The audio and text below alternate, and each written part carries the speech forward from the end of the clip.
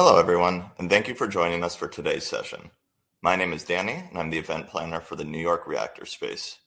Before we start, I have a few things to go over.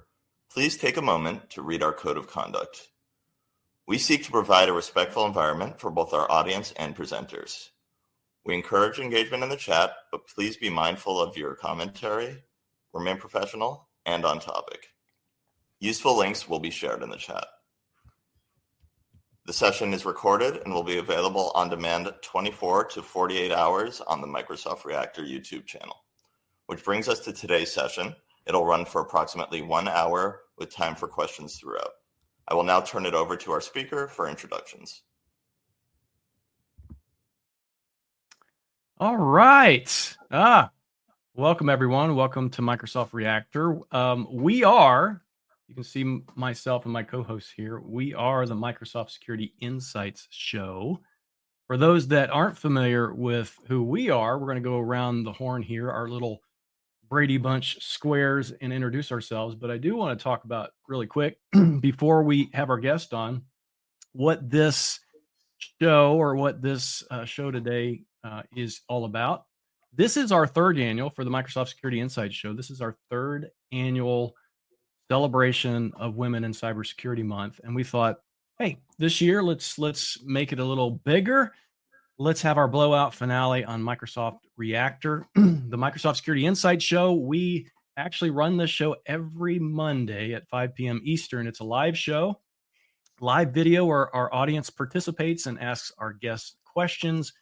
Guests all the way from our senior product managers at Microsoft to our partners. In fact, in April, for those that might be interested, in May, we have a couple different theme months. In April, we have what's called Tech Heavy Month coming up that you can all join. And that's where we have like demo after demo after demo. We have a lot of technical people on to talk about the things and solutions they've created. In May, we have Partner Month, where this year we will be focusing on agentic AI, or in better terms, agents for Microsoft Security Copilot, because Microsoft Security Insights show is a security show. If you can't join live, that's okay too, because you can find us on any and all of the podcast networks. So right after the show, it's available to find us. We have a pretty large audience. We would invite you to join us every Monday at 5 p.m. I am Rod Trent, I just changed roles, the senior product manager at Microsoft, where I focus on security and AI and all kinds of weird security things. I'm going to pass it to, how do I do this? I'm going to pass it to Edward. Edward, Sure. would you like to introduce yourself? What do you do at Microsoft? Good afternoon. For those who have not listened to the show before, my name is Edward Walton. I am a global black belt with a focus on security Copilot, Sentinel, and securing AI. And with that, I'll pass it down to Ray. Oh, yeah, we can do that. One's easy. Awesome. I love that. Okay. Hi, everyone. My name is Ray Wolfram. I'm a senior product manager also within Microsoft, and I'm on the Defender Experts team, which is our first party MXDR offering. Awesome. Good to be here. Yeah. And you might notice throughout the day, so this is our show is a very conversational, very laid back, relaxed setting. And we love that. We hack on each other quite a bit. You may notice that throughout the day. Actually, it's me hacking on everybody else. So it's not that I'm mean. It's just that I can't do anything serious.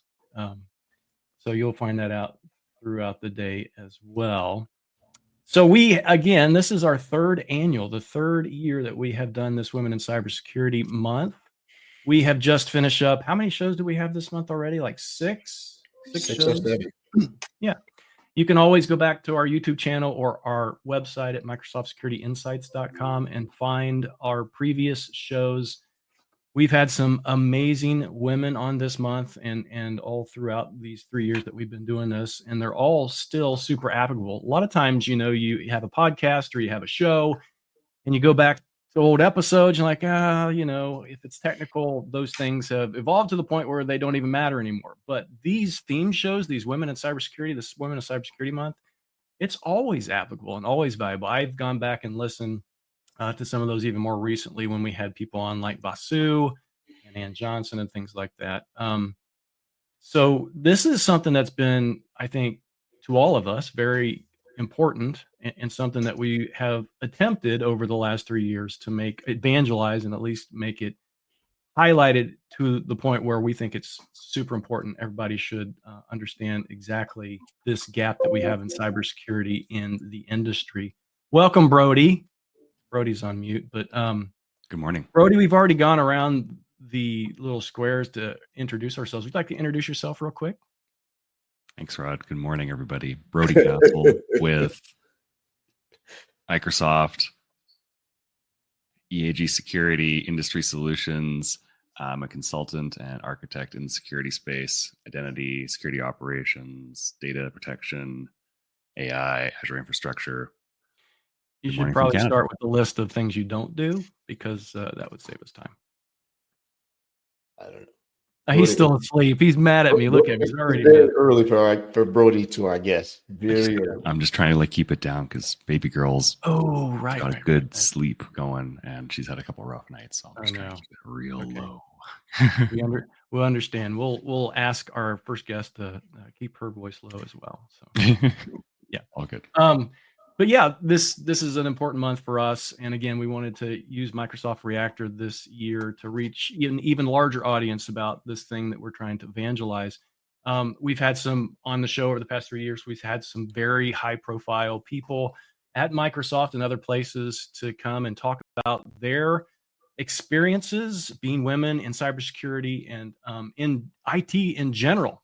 It's been interesting to find not everybody started. Imagine this. Not everybody actually started in cybersecurity. People started in other professions and pivoted to cybersecurity.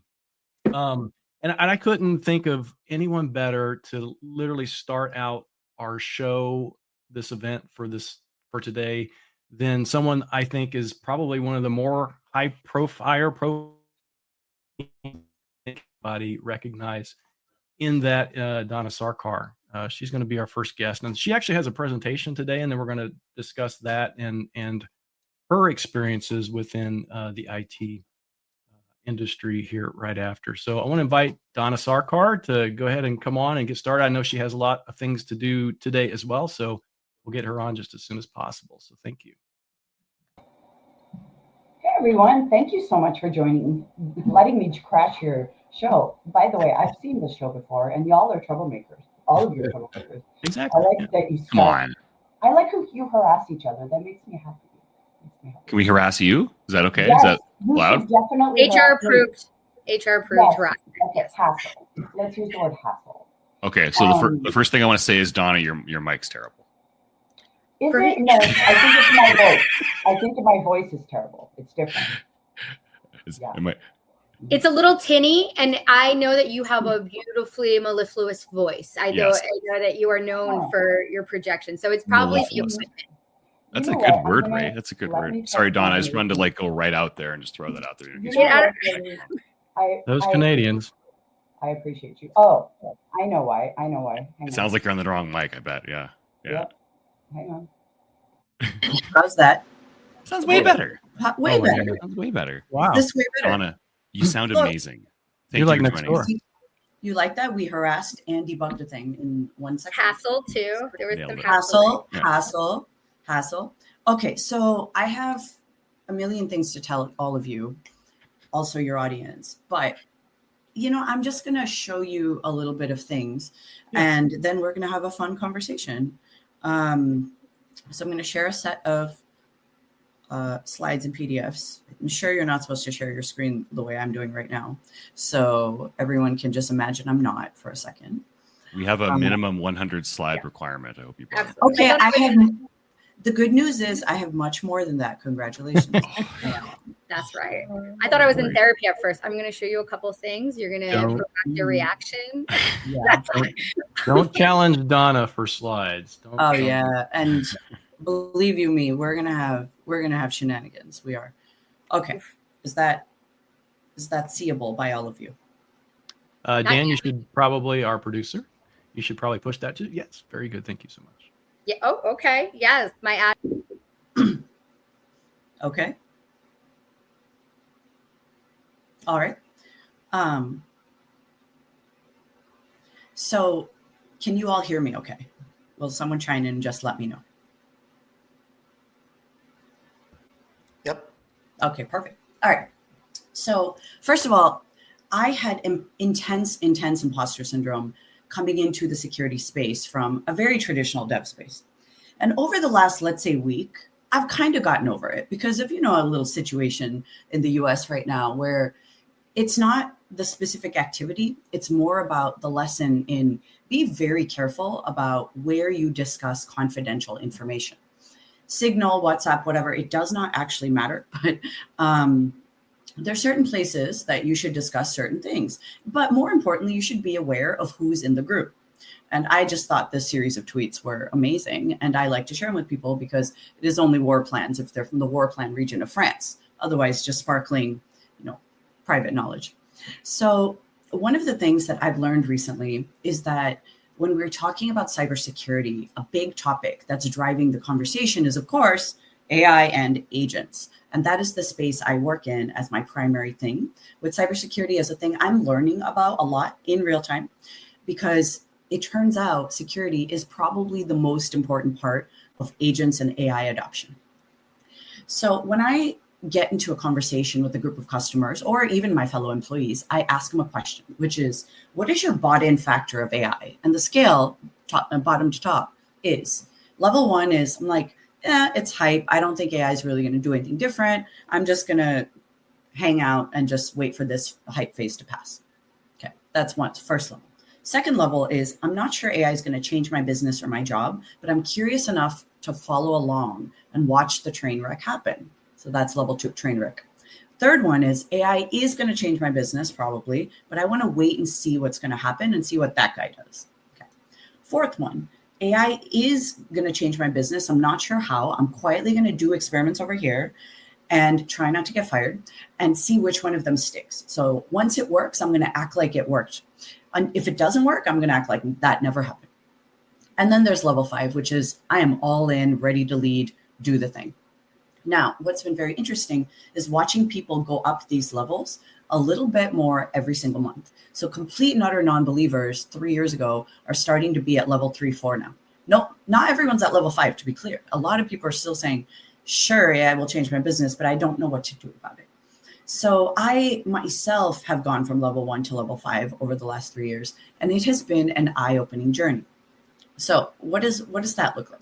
So first of all, we need to make fun of AI a little bit, okay? Because all of the things that people say make me crazy, because most of the myth and folklore out there about AI is exactly that. It's myth and a lot of folklore. My latest thing that I'm mad about is vibe coding, okay? Vibe coding. And first of all, the concept was created by Andrej Karpathy, who is one of the co-founders of OpenAI. He was part of inventing generative AI. This man is an actual genius. And he said, maybe a month and 2 months ago, said, I love this concept of vibe coding where you just instruct AI what to do, you instruct bug fixing, and it does it for you. And he meant it kind of this is a great way to get going on prototypes, a good way for experts to try things.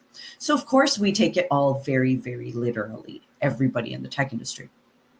And then everybody starts vibe coding. People who've never coded in their lives start vibe coding and pushing things to prod without any sort of, guardrail, security, testing, validation, etc. Now, all of you security people are saying, yes, but this is also a very good lesson in messing around and finding out. We're at the find out portion. So, for example, you don't want to leak your database credentials to the client. All of you are saying, no, why would you do that? Mm-hmm. Putting your environment and variables into the code directly, having your safety and security keys in code. Don't do that. But this is what people do, and they do it all the time. So here we go again, right? So let's talk about a case study of this guy named Leo, who I've been watching for a few weeks now. On March 15th, which was 2 weeks ago, he says, hi, I built a SaaS, in Cursor. All it does is scrape creds on websites and does something with it. It's fine. And he says, AI is not an assistant. It's also the builder. Now you can go out there and build something without having any tech knowledge. Now, that's been true for a long time. If any of you have been in the low-code space, you know that we sold that dream in low-code space as well. But turns out, March 17, 2 days later, Leo says, guys, I have 99 problems and all of them are AI. Okay, so what's happened here? He started sharing how he's built a SaaS using Cursor, but random things are happening. Maxed out usage on API keys. Who would have thought if you publicize your API key? People bypassing the subscription. They're creating random things in the database. They are, he didn't check basic things like, token rates or usage rates. So he's saying, I'm not technical, so it's taking longer to fix this. So now he's doing vibe fixing and just band-aiding all of these issues rather than thinking about real good software engineering practices. So March 19th, he quits. And this is the story with everyone. They're saying, Cursor just keeps breaking other parts of my code. You're right. I shouldn't have deployed insecure code to production. Yes, we know that. And I found this to be a funny tragedy, right? Funny because who would have thought? A tragedy also because this is how beginners fall into these traps. And then sometimes they just leave the industry forever because they say, wow, this is a lot harder than I thought. And instead of having support, all of you made it sound really easy. And now it was not easy at all. So I think the first thing we have to do is get rid of this concept that AI is easy. Agents are easy. It's going to make our job easy. No, it's not. There's some parts that it's going to make simpler and some parts that are going to be harder because I, as a developer, spend a lot of time debugging code that I wrote, someone else wrote, rather than just writing new code from scratch. And I know all of you, many of you feel that way as well. So don't worry, it gets dumber though. It gets dumber. So there's of course like people hiring front-end vibe coders. This is a real job posting, which was very alarming, but a little funny. So the big thing is you're going to use frameworks like Cursor, Bolt, etc. And you're going to, what would take a dev 5 to 18 months, you're going to do overnight. And they want a vibe coding, a pro for vibe coding, someone with how many years of experience? 5 to 15 months of experience with vibe coding, a concept that came out last month. Interesting, cool. But the last line is the key. Comfortable with modern web stacks like JavaScript, Python. Hey, Donna, real quick. Yeah. I don't think your slides are moving. We're still I think on slide 1. You are? Okay. I think you're on slide 5. Okay, let me get out of this and share what I'm sharing. I wonder, okay, you know what? I think it's because I just shared my window and not my screen. Okay. I'm going to refix it. Thank you for chiming in with that. Yeah. Because a lot of this is making fun of ridiculous things. Which I'm a total fan of. But. Exactly. I'm going to turn off tab audio. I'm going to do entire screen. And let's see if entire screen will work. Okay. So let me try again.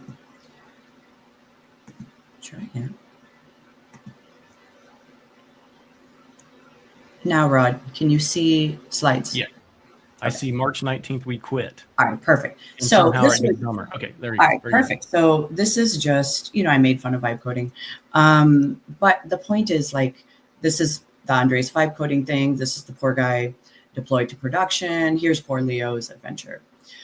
Poor Leo's. You can just look up Leo on Twitter. Do not spend as much time on Twitter as me. I implore you. But then we're not done, right? You've got people like Jensen Huang saying coding is dead and English is the language. And these things are just fundamentally not true because you've still got people saying, hey, everyone, this is on Reddit, by the way, the Cursor thread. I just started using Cursor. What does the white dot mean on passwords.csv? These things are alarming for me as a software engineer and a security person. And I know it's alarming for you too, because we're seeing so much just bad practices from people who are entering the industry thinking this is just easy and AI and agents are just going to do this for them, which of course they're not. Because honestly, there's never been a better time to be a software engineer and practice good software engineering and focus on basic things that you all know, like CI/CD pipelines, rate limits, authentication, securing attack surfaces, securing data. All of the things that we've done before AI, we have to continue to do during AI.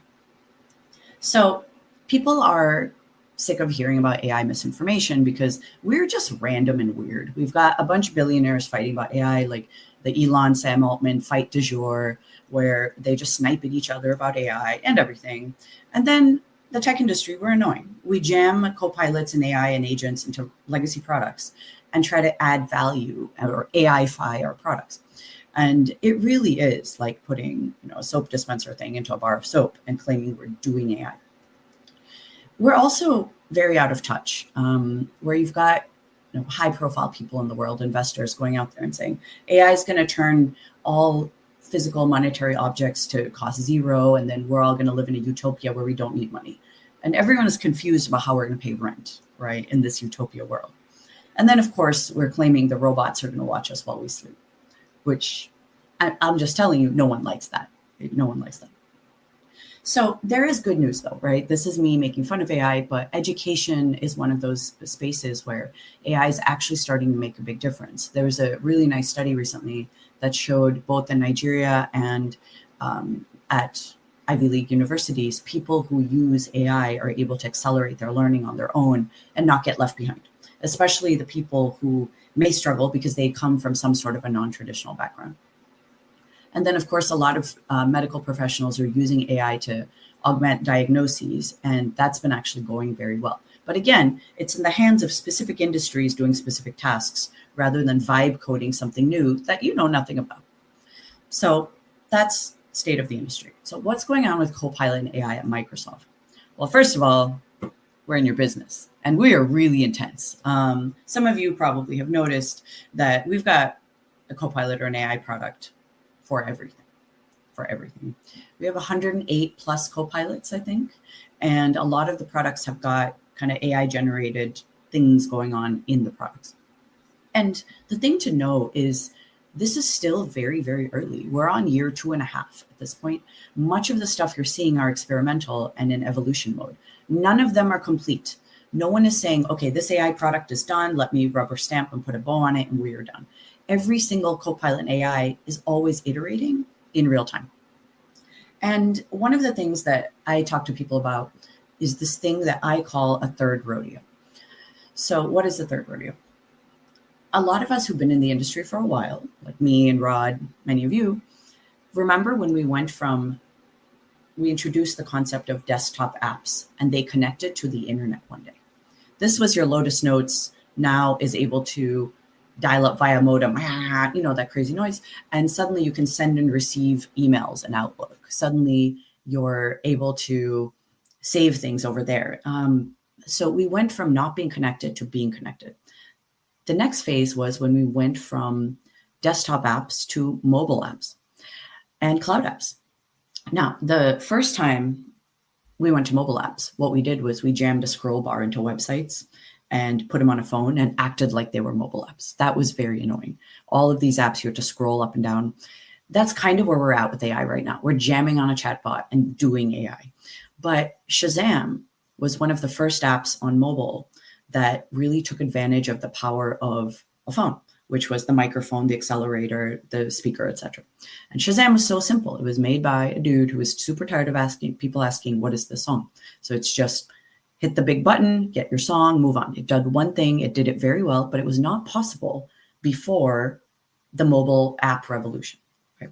So we need to hit that point with AI where new apps that we build will call an AI API, but what will that API do? It should be something that was not possible before or was possible, but extremely painfully. Microsoft has been on this journey. We used to have Outlook Desktop, then we had OneNote, which was the first mobile and cloud app by design. And then now we're seeing AI by design apps at Microsoft. The main one is called Project Sophia.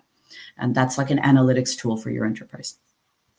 So one of the things that, of course, you've heard about recently is, okay, cool, Copilot AI. What in the world are agents? Because that sounds way scarier and way less useful and good, especially you let things autonomously run around your data estate, your company estate. So, of course, we as a tech industry, and this is me laughing at Microsoft, but it actually applies to every tech company in the world, who are just taking normal products and jamming an agent into it and saying, okay, this is now an agent. And the good news is most of these things are not exactly agentic. Okay, so let's talk about this journey we've been on with AI over the last 50-ish years. We've been living with predictive AI for a long time. And that was basic things that you've all seen, like legs or hot dog, blueberries or chihuahua, autocomplete, a lot of the face recognition. That's all traditional predictive AI, traditional machine learning. We've had it so long, we forgot it exists. Second thing that's caused this chaos throughout the land was generative AI, of course, ChatGPT, et cetera, and friends. The third era is called agentic AI. That's the new generative AI models, which we call reasoning engines or reasoning models, that have one AI model doing stuff and a second one validating it and fixing it and giving you a better answer at the end. So given that we're agentic AI model, what is an agentic AI model? I call it agentic AI is AI that has gone to therapy. Okay. It can now reason over their answers and fix itself. Now, is that exactly how it works? Ish, right? But that's a good way to explain to people who don't understand the difference between generative AI and agents. Okay, so everyone thinks they're building agents or using agents. In fact, hardly anyone is building agents or using agents. So I'll give you a few examples. The concept of an agent, some sort of a body that does stuff for you with guardrails, has been around a long time. If any of you have bought anything on eBay, even in 2000, we had this concept called eBay agents, where you'd give it guardrails like, hey, I want to buy this brother sewing machine sitting next to me for $150, and starting price is $150, but go up in $20 increments until it hits 200 and then drop out for me. But the agent would do that for me. And it's been around a long time because you specify the end price, you specify the guardrails. So now a lot of people are saying they're building agents or doing agents. And what they might be doing is one of these 4 activities. Okay. The first one is what I call agentic prompting.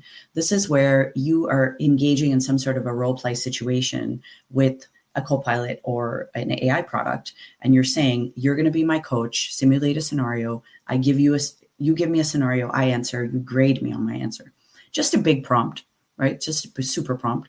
But it works pretty well to understand how you can work together with AI to solve a problem. Here, I'm saying, help me be a better manager, right? I'm not going to make you sit through this very long thing because, I don't pre-record my videos or I don't speed them up because I want people to see that things do take a while. Here you go. So Copilot has now given me an engineering manager scenario, and then it's going to ask me for a response. How do I handle the situation?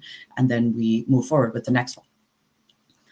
The next thing someone might be doing is what I call sparkling automation. Okay. It's only agents if it's from the autonomous region of France. Sparkling automation is generative AI with some standard automation on top of it. So it's automation with AI sprinkled on, sparkling on. Now, some examples are, a lot of people are starting to call this agents, like this guy saying, OpenAI launched ChatGPT tasks, and it's basically agents for everyone. I'm like, no, it's really not. This is sparkling automation. So the example is I'm trying to cook more at home. It's not going well, but I scheduled a task to send me a soup recipe every Friday. So every Friday, I'm saying every Friday at 10 a.m., send me a soup recipe, specifics. Please don't make it too hard because I am not going to the kitchen. And now you can just save this as a task. You can kind of mess around with the task over here, and it schedules it for you. And you can, go see your set of tasks, change the time, et cetera, et cetera.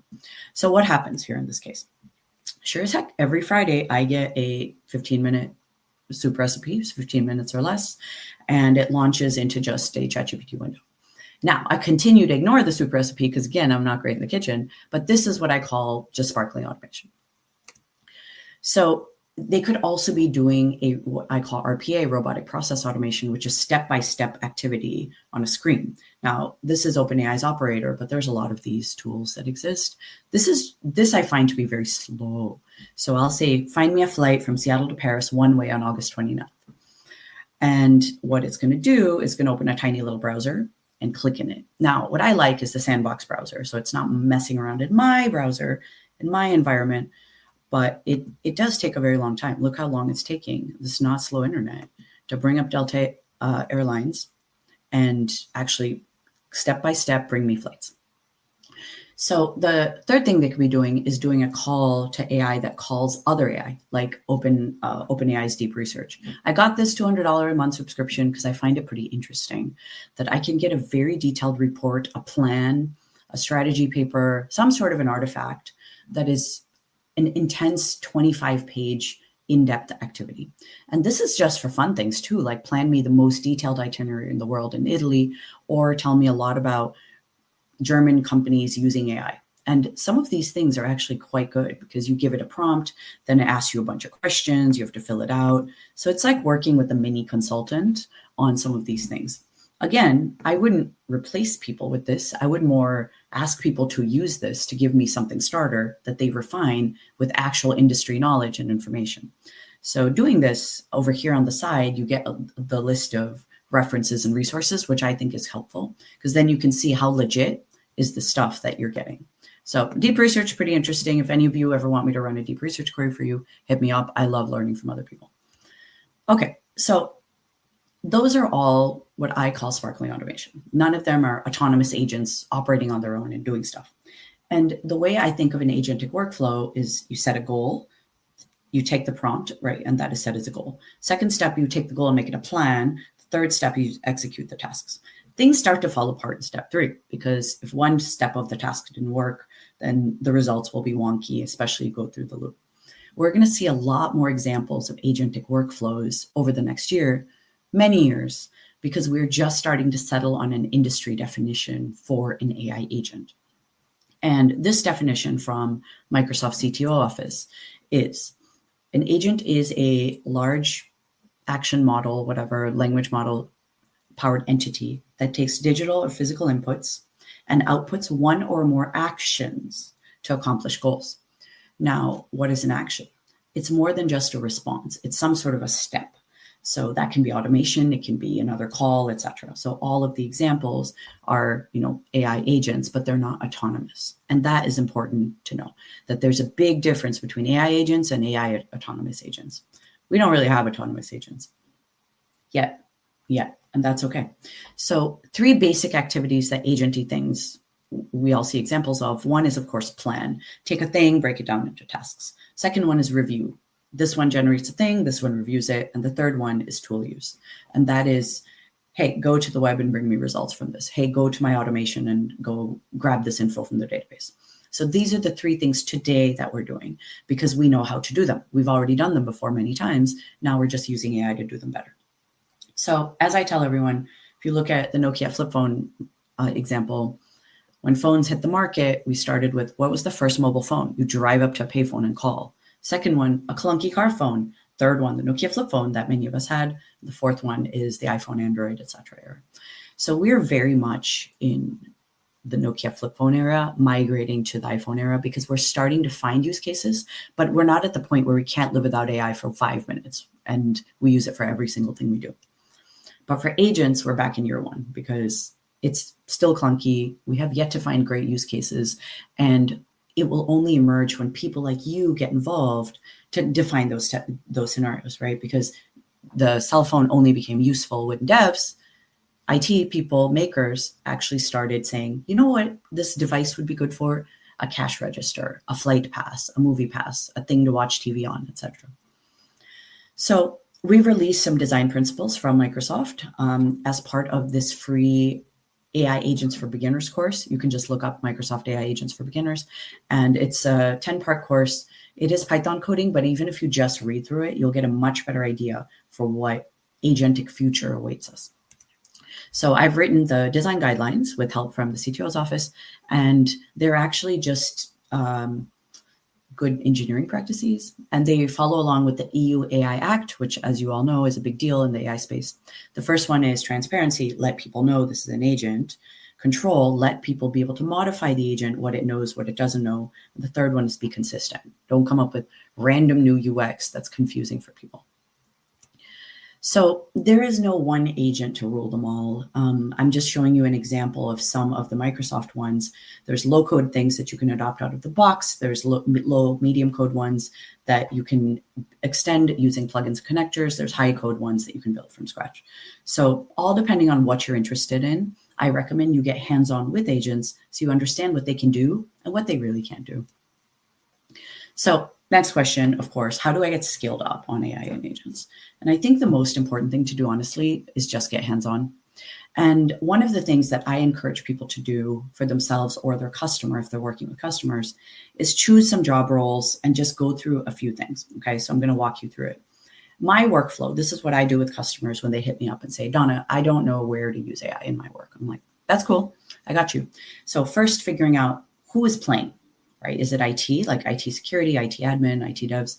Is it marketing? Is it sales? Is it HR? Like, what is the job roles? And let's find specific activities that people do. Like in HR, you've got recruiting, but also employee management. These are not the same job. So really get specific about the job role people are doing. Then within it, check their bought-in factor. Just like the scale I showed all of you earlier, the bought-in factor is like, is it hype? I'm not sure how it's going to do it, but I'm going to follow along. Third one, I'm going to wait and see what other people are doing. Fourth one, I'm going to try small experiments. Fifth one, no, I'm ready to leave. So for everyone who you're working with, even for yourself, when the bought-in factor is below 4, ask why. And once you understand what people's concerns are, you've now got a to-do list. And as you solve those problems on the to-do list, that is your ROI. So a lot of people say, how do I measure ROI of AI? And I say it's different for every single business, because for some people it might be saving time. For others, it might be, hey, I want my mid-level employees to be doing more senior level work. And for others, it might be, hey, I need to just get skilled up in the space and I know nothing about it. So the bought-in factor plus the solving of the concerns around each step is where your ROI lies. So once you have that, then you really define a workflow. And this is where you have to get nitty gritty. I've written out a developer workflow because that's what I do for a living.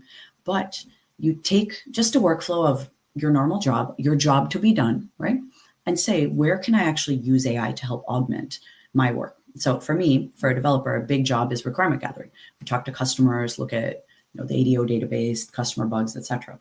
So I get the requirements, I find them, and then AI actually organizes them into priority order or whatever it is, with some guidance for me, designing the thing. So I come up with what I'm trying to build, and AI will likely create the first version or brainstorm some ideas. Then I'm going to test and design with the people, rather than letting AI randomly build something that may not work at all.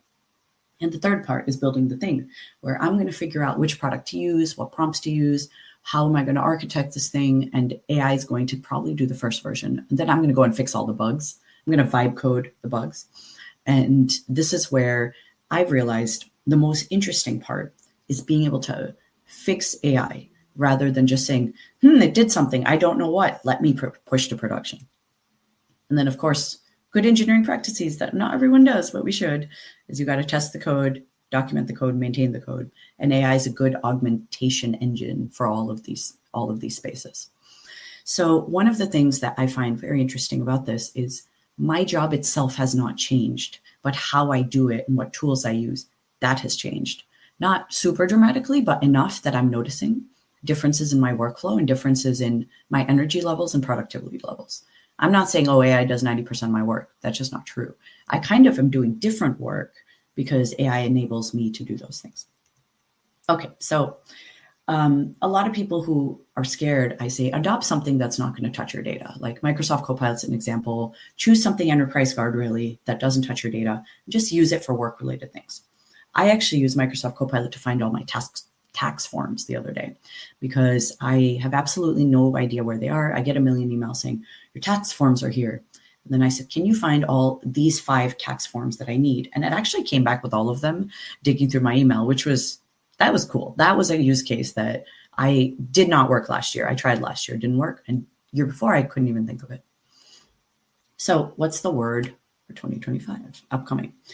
I have wonderful news for you.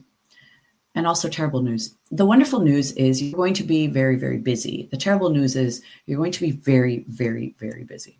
So the first one is AI guardrails and security is going to be the new hotness this year because people are finally starting to move from my cute little sandbox to actually I want to push this to production. What do I do? We're like, time to call friends, time to call my infrastructure friends, time to call all the people who know how to deploy things.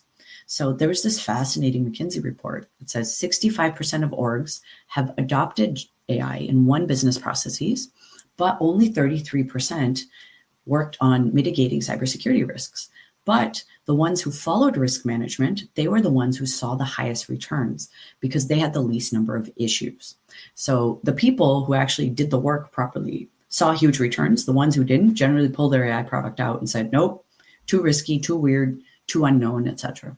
So all of you who do this work, keep leaning into this work. Start adding AI mitigations to the work that you do. Think about all of these new ways that we've got attack surfaces, we've got security issues, we've got authentication issues. And because you're experts in this space, you're able to see things that non-experts are just not going to see. So start thinking with an AI first mindset. How is this different? How is this API call different than an AI API call? Or is it not? So just start thinking from an AI first mindset and document it. What I do is document it, because someone will say, oh, give me 5 cases. I'm like, thank you for asking. Here's my document showing my scenarios, just like that workflow I laid out for you. Those came from me really documenting what I do on a day-to-day, and it helps create real success stories. Second thing, companies are going to start to pay to show up in AI results, right? Because it's pretty cool to say, hey, what are the top flights to whatever? Delta Airlines is going to pay for that, to get that top spot. And how authentic is that? How legit is that source? Now we've got the search results issue where you're on page 2 before you get a non-sponsored result, right? Third thing, AI is going to represent your personal and company brand. So a lot of people are going to say, hey, what would this company say about X thing? And the AI generated response should be your company brand. That represents your personal brand as well. So it's going to be very interesting to figure out how can we lock down what AI knows about us and what it says about us. And I have absolutely no idea how we're going to do this. But when AI starts representing you in the world or your company, companies are going to say, no, that's not what I wanted to say. But how do we mitigate that? Fourth mode, voice mode. I'm always torn on voice mode. Everyone says I use voice mode. I can't live without it. A lot of older people say this because arthritis. A lot of younger people say this because they say typing, that's insane. No, I just want to talk to my devices. Who knows? I think it will be a thing. I don't think it will be the one and only, because I cannot imagine using an AI product, walking down the street, yelling at my device. I just can't. Privacy of my own home, maybe. And then, of course, for all of you who are into robotics or hardware, embodied AI robotics, it's having a moment, and it's going to. A lot of the companies have started working on their robotics practice, robotics plus security plus AI. There is a moment right there for all of you hardware nerds. This is going to be one of the scariest things that's ever happened to the tech industry. Every single terrifying movie is running in everyone's head over and over again. But I will remind you that being scared of robots is a uniquely Western thing. In Asia, robots have been around helping in restaurants, in homes for 25 years. So we have a lot to learn from some of the Eastern countries, but we also have a lot to learn about ourselves and what we humans are comfortable with robots doing autonomously and what we're not. So obviously there's homework. It's me. I have a show of my own called Copilot Learning Hub that I host with my colleague Rick Klaus, and he is an infrastructure expert. And what we would love for you to do is find your favorite AI or Copilot or Agenty product, come up with a killer scenario prompt, and say, this is my workflow. Here's the prompts and things that I do for it. And I'd love for you to come on and show it to me. It's short, 10-minute episodes. You're on camera, share your screen, share your story. And you get to share with the world your expertise, and we get to learn from you in real time. So thank you, huge thank you to Rod and all of you beautiful people for letting me crash your session this morning. And I think now we're going to have questions. Oh, thank you so much, Donna. First off, thank you. Your video is a little screwed up, so we're just gonna. But that's okay. We can still hear you. But that's insane video. Look at that. I'm a isn't it cool? yellow box. It's like watching the nasty channels when you're a kid trying to get the little. No, it's what. I thought it was like artistic expression. It was like a beautiful visual, but okay. This is. I don't. Here you are. Hey, so thank you so much. I love how you have put all this together, because I think a lot of people have questions. A couple stupid things and one serious thing. Number one, I love your modem noise. If you could ever put that, I'd love it as a ringtone. If you could ever put that together. And secondly, agentic AI. Why does that remind me of like one of those TV drugs, right? And it's like explosive diarrhea and the inability to control it. You know how they have those little disclaimers. Yeah. You have some AI examples today, Rod. But Rod's killing it. I love your timeline. Donna handled that gracefully. Yeah, but I love your timeline about where we are in this moment with AI. Where do you think security fits in that from a Microsoft perspective? Where does Microsoft fit from a security piece? security is probably the most important thing about AI. I say as someone not from the security world originally, right? The reason I'm getting into cybersecurity, getting into being the key phrase, is because of AI. I'm saying, okay, this is actually the most important thing because actually writing the code is not hard. It's just not. The code is 15 lines of code, and suddenly I've got a chatbot that does trip planning. What's hard is it supposed to be calling from that API? Is it supposed to be writing to that database? Do I have permissions to do this? So I'll tell you a fascinating conversation I was having with a friend of mine yesterday who does a lot of event planning. And he says, I want an agent that takes all of the events in, some company's database, and it brings me information about them, like who are the top speakers from this, who are the top speakers from that. But he said, but I don't want the entire database accessed. I shouldn't have access to the whole database. I should only have access to the events that I either organized, attended, etc. So what do you do? Can agents help with this? I'm like, yeah, but not easily, because you now need to do a super prompt and say, select star from these tables and these things and give me these results minus those. So suddenly prompting is SQL querying. And I'm like, oh my God, here we go. Right. So a big thing is leaning back into old school engineering practices and saying the way we used to select stuff from tables and database and only have access to this and that, we're going to have to do with AI and agents. And the other thing is, every agent is going to have a different set of permissions and authentication and ability to do something. And when it's passing data from agent 1 to agent 2, who manages that? Like, maybe I don't even have access. Does this agent have access? Do you have write access to this agent? I don't know, but there's so many random security authentication things to even think about. Yeah. You don't even know how to start. It's overwhelming to even think about all of the permutations and combinations of drama that we're going to have, especially if you introduce multi-agent situations in an enterprise. And we see it, by the way, because you've got agent 1 over here and agent 2 written by 2 different people. If they follow the same authentication protocol, great. But how often does that happen? Never. So you're going to have a Salesforce agent working with the Microsoft agent, working with the one Donna built in her basement. And somehow they're going to have to work together. No, they're not. So it's going to be so much work on us to do all these things. And none of it has to do with AI. All of it is just engineering. And that is what got me into this space. And Rod, a lot of your posts really helped me. I'm like, oh no, this could be the same problem we didn't solve last time. And now we've jammed AI into it. Yeah. Security tends to be, well, let's just put it this way. People like to build things. And the scary parts, and nobody wants to think about that until that thing is built. And I think that's it's the same way with generative AI, the same way with agents and everything. Yeah, same with everything. It's the same as when we built, the first time we built web apps. We're like, cool, that was easy. Scripted that in Python, deployed, and then next thing you know, you didn't think through spoofing. It's just all of the things that we've already been through. Like, oh no.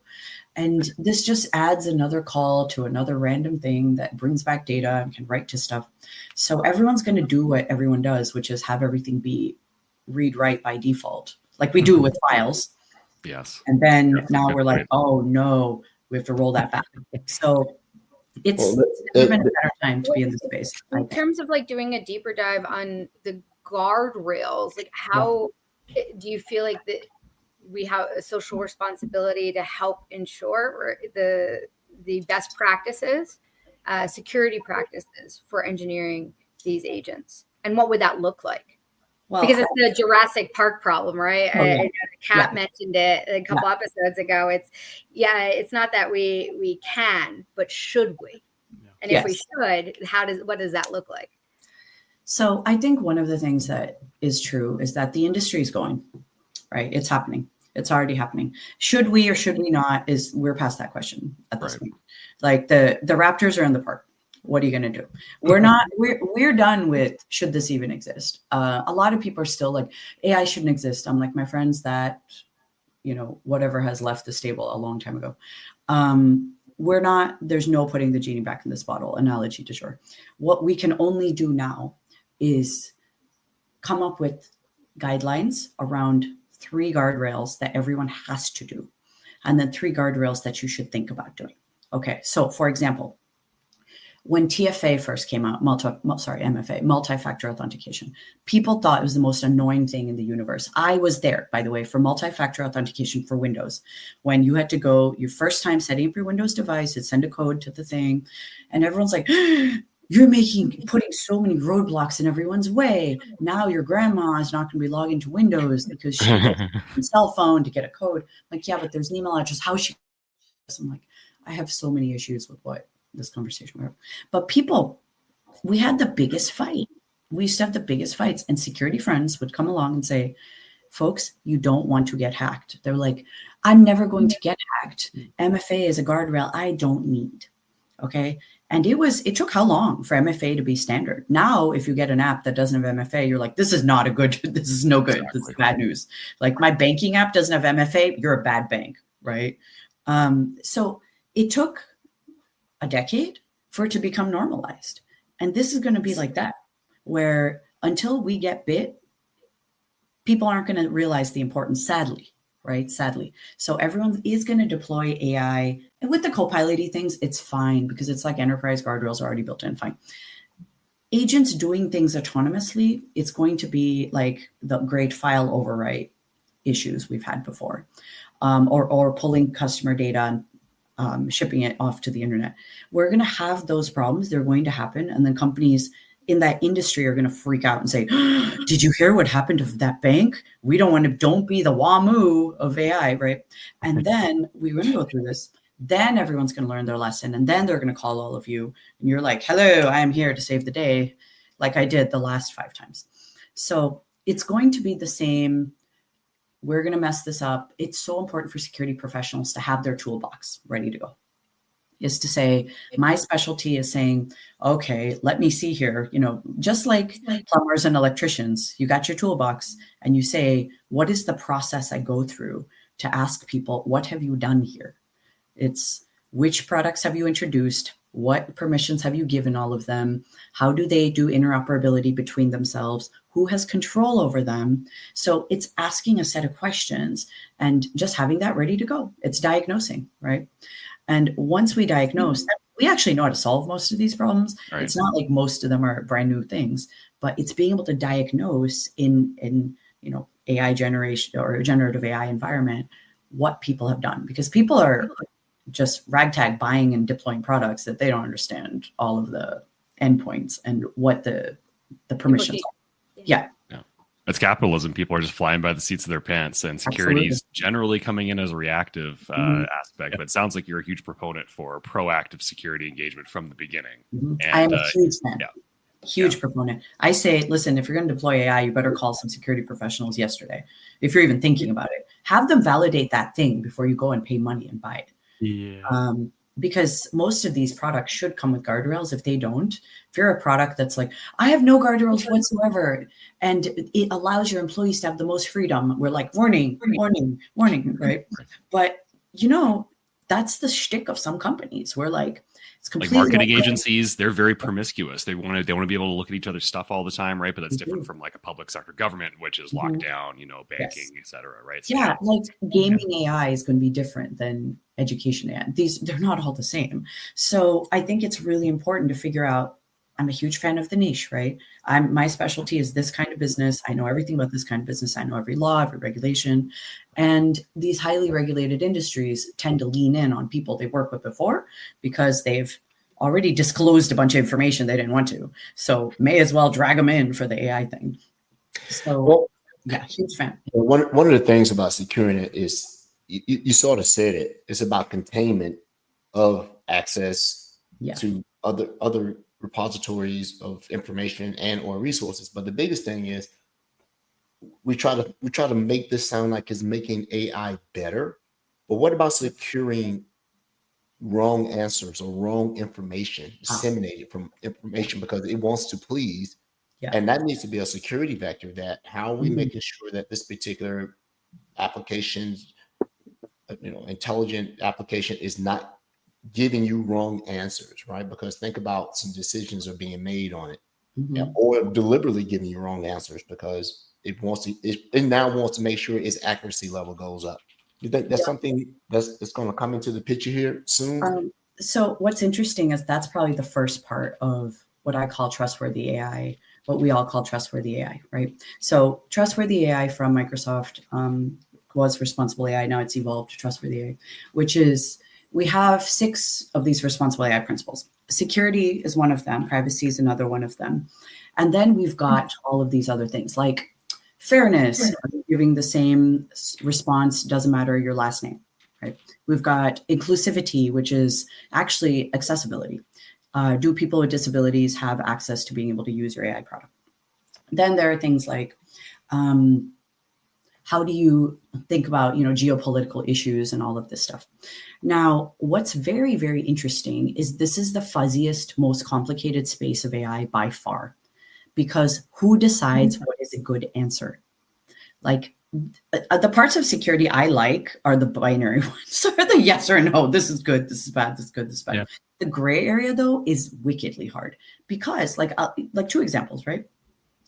If you ask AI model that's more air quotes open, like Grok, hey, how do I go about building a bomb? It will happily give you step by step by step by step, and that's their brand. They're saying we're no holds barred. We don't gatekeep you. We don't babysit you. You are on your own with what you do with this. They will generate you any image you want. They have zero issue with that. That says something about the company and the brand, right? We're back to brand. Will a highly regulated industry implement Grok? Probably not. Probably not. Despite its maker, I don't think, highly regulated industries are going to put Grok into their enterprise and let it run free. But then you've got on the other side, you've got Microsoft Copilot, which is set up for enterprise. Everyone's like, how come I get such different answers between ChatGPT and Microsoft Copilot? I'm like, because Copilot's made for the enterprise. That's just what it's for. Sure, even the consumer one, it's still workplace friendly. It's like Bing Safe Search is always on. It's always going to be workplace friendly. You can use the consumer Copilot on your work machine and not be like, what in the hell? And now I'm fired. By design. So a lot of it is looking at this and saying, what is a good answer? What is a bad answer? What is a blatantly wrong answer? So there are people, red teamers, as you know, a term we stole from security, now applied it to AI, acting like it was there all along. Companies are hiring red teamers, automated red teaming, which is something, of course, as you all know, we do at Microsoft. There's a humongous red teaming team who look at, of course, the security aspect, but also the correctness aspect. And saying, when we say, show me a picture of someone with a disability, are we covering people in wheelchairs, people with canes, neurodivergent, et cetera, et cetera? So in terms of correctness of answers, it's so in the eye of the beholder, but we have to do as broad of a job as possible, all depending on the goals of the company. The thing I tell people is lean into the sources. Like, where are you getting this information from? So the more transparent you are in why you're getting this answer, the more it'll make sense. Because a lot of people say, how come I'm getting RI checked? And I'm like, I think we need to be more clear. We're like, you got blocked on this query because of this reason. Yeah. I think red team AI might be my next role. I'm not sure, because I am famous for my inappropriate questions. Exactly. So Rod, you just be a natural. You're like, if it can get past me, then it's perfectly fine to use it. Exactly. The Rod test, not the Turing test. The Rod test. The Rod test. The AI pen test is the Rod test. Threat test. I love it. Just to pull that thread though, interesting, Donnie, like the whole what is good or what is bad question debate now turns to the humans who are in charge of making those decisions. Exactly. And now we get into and as a Canadian, this is kind of funny because I've got a bunch of Americans on the screen, a very interesting freedom of speech conversation that drives a lot of these third-party AI providers to say, well, we're untethered. The man isn't going to tell us what to tell you. And then at the same time, it's like, does Microsoft have a integral, insightful, experienced team to make those decisions? And if they get it wrong, right? And if there's a way to get around that, now that looks bad on Microsoft's ability as an enterprise supplier of AI to be able to control that effectively. And so it's a very tight rope that we need to walk here in order to It's a tight rope. And the killer is we have 190 countries. Oh, yeah. Right. So you almost need you have RAI, you almost need an RGI. responsible government intelligence. How about that when it comes to? It's a whole thing. We've dealt with this many times before. Like, for example, I used to work on Windows, and the SKU we ship in Europe is different than the SKU we ship in Asia, and the SKU we ship. It's like the same SKU, but with certain things. I had to ship a version to Europe that didn't have a browser once. Let me tell you about that adventure. They're like, no, you're not going to ship us a browser that we use. Ship us a browserless OS. I'm like, okay, but how are you going to get a browser? Like, we'll figure it out. What happens? It's called the N SKU. It was called the Windows Vista N SKU. Yes, I worked on Vista. And what happens? Everyone screamed at the top of their lungs because they can't download a browser without a browser. So they're like, why'd you take it out? I'm like, you literally asked for it. So then it was a whole drama back in the day, right? This was 2007. This was not recent. But we've had this issue. It's like, what is correct? And so much is in the eye of the beholder. And no one's going to get it right. There's going to be no company that gets it right in all scenarios, in all situations. That's why I think it's more important for people to develop expertise in spaces and say, my specialty is enterprise companies in the US who focus on banking. You're going to be called on by everybody and their godparent because you know the laws, the regulations, what products are good, what products are not, et cetera, because we're going to have to get hyper specialized for these agents. Agents are not going to be broad running things. They're going to be start as being specialized things that do a specialized activity, a job to be done, connecting with other agents. So the more you can get deep into the space rather than just broadly learning everything about AI, I think the more effective we're going to be for the next 2 to 3 years for sure. Yeah. Hey, just to kind of bring this back around to our actual topic of the month. I don't think, Donna, since we have you here, I don't think I even know this. How did you start your career? How did you get into this? How did you become this person that's focusing on all of our generative AI stuff at Microsoft? So I studied computer science. It's like old school computer science. My first programming language was binary. Then it was, I know I'm that person. Like someone's like, that's not a real language. I'm like, I talked to the guy who invented it. So actually, please go on with your bad self, vibe coder, right? So my programming language was binary machine code. Then it was assembler. Yes, it was. Then it was C++. It looks like you go outside too, by the way. So this is surprising to me. Yeah. And so it's, no. And then I have just been traditional software since 2002. So just old school desktop software. I've shipped 1 million version of Windows, probably 7 versions. Then I worked on mixed reality with HoloLens. And that was eye-opening because I suddenly had to learn things like sound and vision and all of these things, along with just basic C coding. And then I worked in the low-code space for a while to figure out how much of high code can be replaced. And it turns out there's certain levels of high code that can be replaced with low code, but definitely not all of it. But it comes down to the basics, the actual bare metal, close to the kernel levels code. So it's like kernel code, driver code, APIs, UI.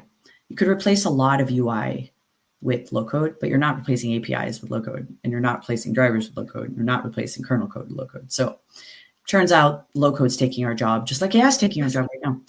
Did not work. So we're back to AI just being at the API level and at the UX level, but driver level, not really. Kernel level, still not really. But this has been my journey. And what I encourage women to do who are in this space, honestly, is get a bit more technical in the stack, get a bit deeper into the stack. Don't play at the surface level. Don't talk about things at the surface level. Truly understand how things work and why. And it feels awkward and it feels uncomfortable. But the more you can develop that expertise, the more you have the confidence when people ask you a question, you're like, I'm not sure of the answer, but neither does anyone else. Let's go figure it out together. And, at the beginning, I talked about imposter syndrome that I have, like no one's business, because there's always a new thing that shows up. Like recent one was MCP, right? Which is the API of APIs. It's the thing you call that connects to all the APIs. I'm like, what in the heck is this? It was created by Anthropic. I had to get hands-on like in the day. And I said, do I know anything about this? No, but it was invented yesterday. Donna, give yourself some grace. Go get hands-on in it, build a thing before you decide that you don't know anything about it. Right. Also, are you already doing it? Letting AI code code that people are going to use. Oh yeah, absolutely. Absolutely. I use AI to write code that people will use, but I, as a developer, know what that code does. And I think that's what matters. I, as a dev, am able to say, yes, this is good. Let me fix it. The let me fix it portion of the program is the most important portion of the program. Like, for example, I was generating just like nonsense chatbot in Python, a language I despise, by the way.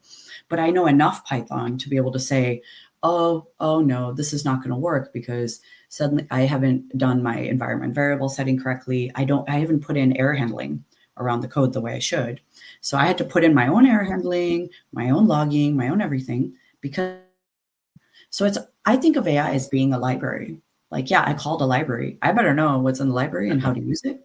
But the ins and outs are like, cool, do for me. So it's like a big fancy standard template library that is generated on the fly. But I, as a dev, know exactly what my code is doing. I also generate test cases and run them. I don't let AI run my test cases. I go actually run them and say, did this work? Yes or no? And yes, security testing is one of them, because I have learned a few things about security, which is if you're not doing security testing, you're not done.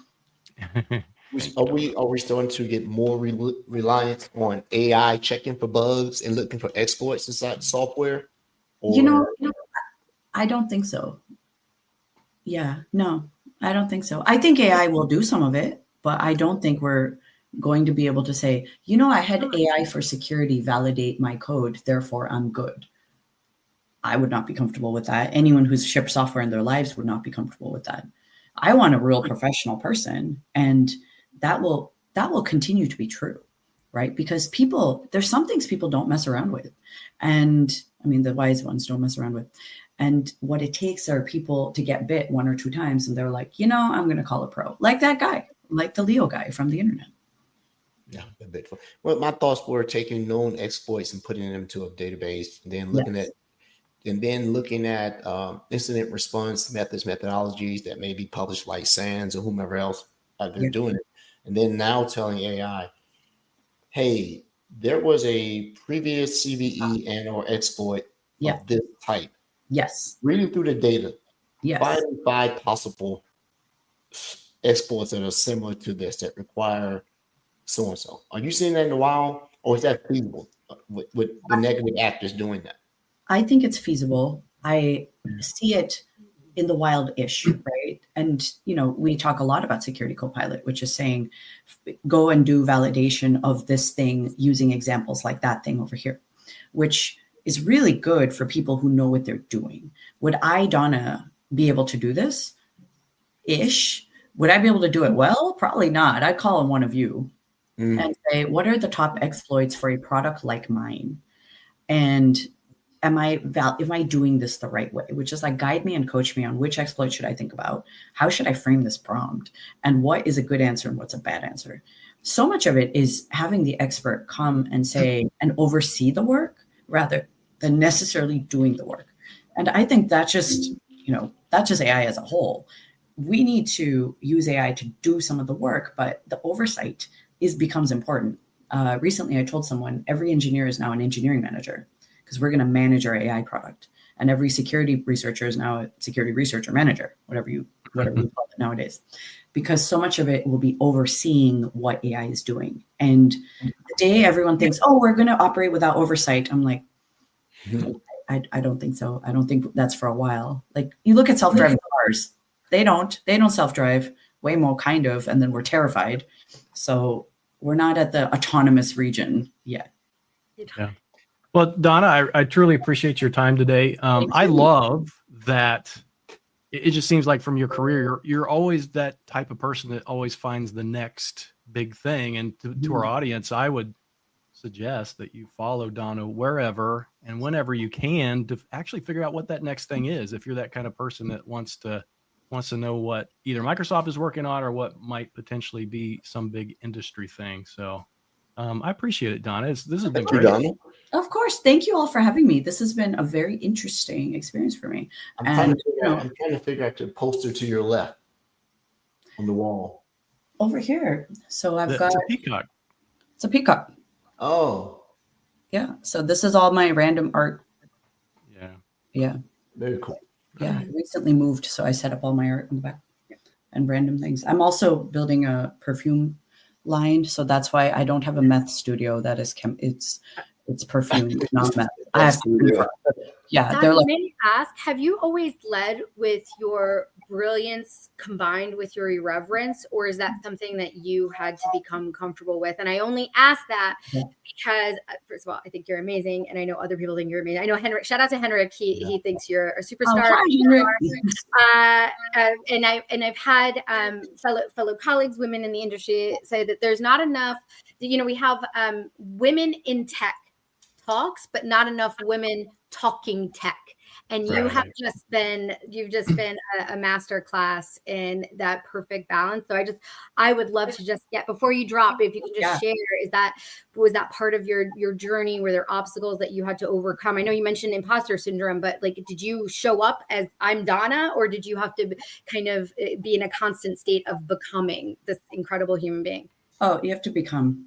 I showed up in the industry the most terrified person. I actually have a TED Talk called The Imposter Syndrome Banishing Spell, explaining my speaking journey, which was, it's my speaking career started with speaking at universities about how to be a dev at Microsoft. And the first one, I'm talking to these students, year one students, about how to prep for a dev career. And I was so terrified, I went outside and threw up in the bushes. Because I'm like, what do I know about being a dev at Microsoft? And the recruiter's like, well, you've done it for 5 years, so maybe that. And so much of my talks just leaned into, I say, hi, I'm extremely nervous. I'm just going to share with you about what it's like to be a dev, and maybe I'll give you the answers you need, or maybe not. So I just kind of put it on the table. I'm like, not the expert, but on the journey. And it turns out that resonates with people, because they know you're being honest. My thing is like, look, I'm not going to be the best, but I want to be authentic. And I think that is important in this world where there's so much posturing. And actually, it does tie to AI, because people are like, oh, I can use AI to do whatever. I'm like, yeah, but do you want the AI generated art, or do you want the art created by the authentic artist who I met in a square the other day, right? Yeah. So I think now leaning into authenticity and also like imperfection is ironically going to have a hilarious moment where people are going to want more. Yeah, that wasn't perfect. And I think it's because they're a real human creating this thing. And I like that. Good call out. I love that. Yeah, that's great. Yeah. Ray, All right. that was an awesome question. That was the best question of the day. I appreciate it. Oh, awesome, y'all. Thank you so much. Have a wonderful rest of the show. Well, thank you so much for your time. You need to come on the actual regular show sometime, because we have so many other questions. So Anytime. Have so much fun today. Thank you. Have a great day. Thank you. Bye. Wonderful guest. That was great. When you can get someone who can just say it and come out and doesn't have to sit here and try to make it wrapped up in super technical everything and really speak. She'd be excellent to go speak for AI for business leaders. Hey, that's what she does, but you really need to think about this, right? This is what's going on. Quit getting caught up in the minutia of how hard it is and everything else that's going on. Man, my room looks so green. I can't tell what's going on. It does. Yeah, it looks super. I wonder if it's the pollen just down here killing visitors. If you're okay, just on the break, just go and like unscrew the light bulbs and put in some colored light bulbs just to jazz up the place. If you pass out, I've got my cell phone handy. I'll call somebody. There you go. You're all good. I got colors on this thing. Nice colors. Maybe that feels so. Speaking of looks, by the way, Rod, I like your top-down camera perspective vibe going here. I did notice, just so you know. Well, we're going to be on this show all day today, which is, abnormal for us because, there you go.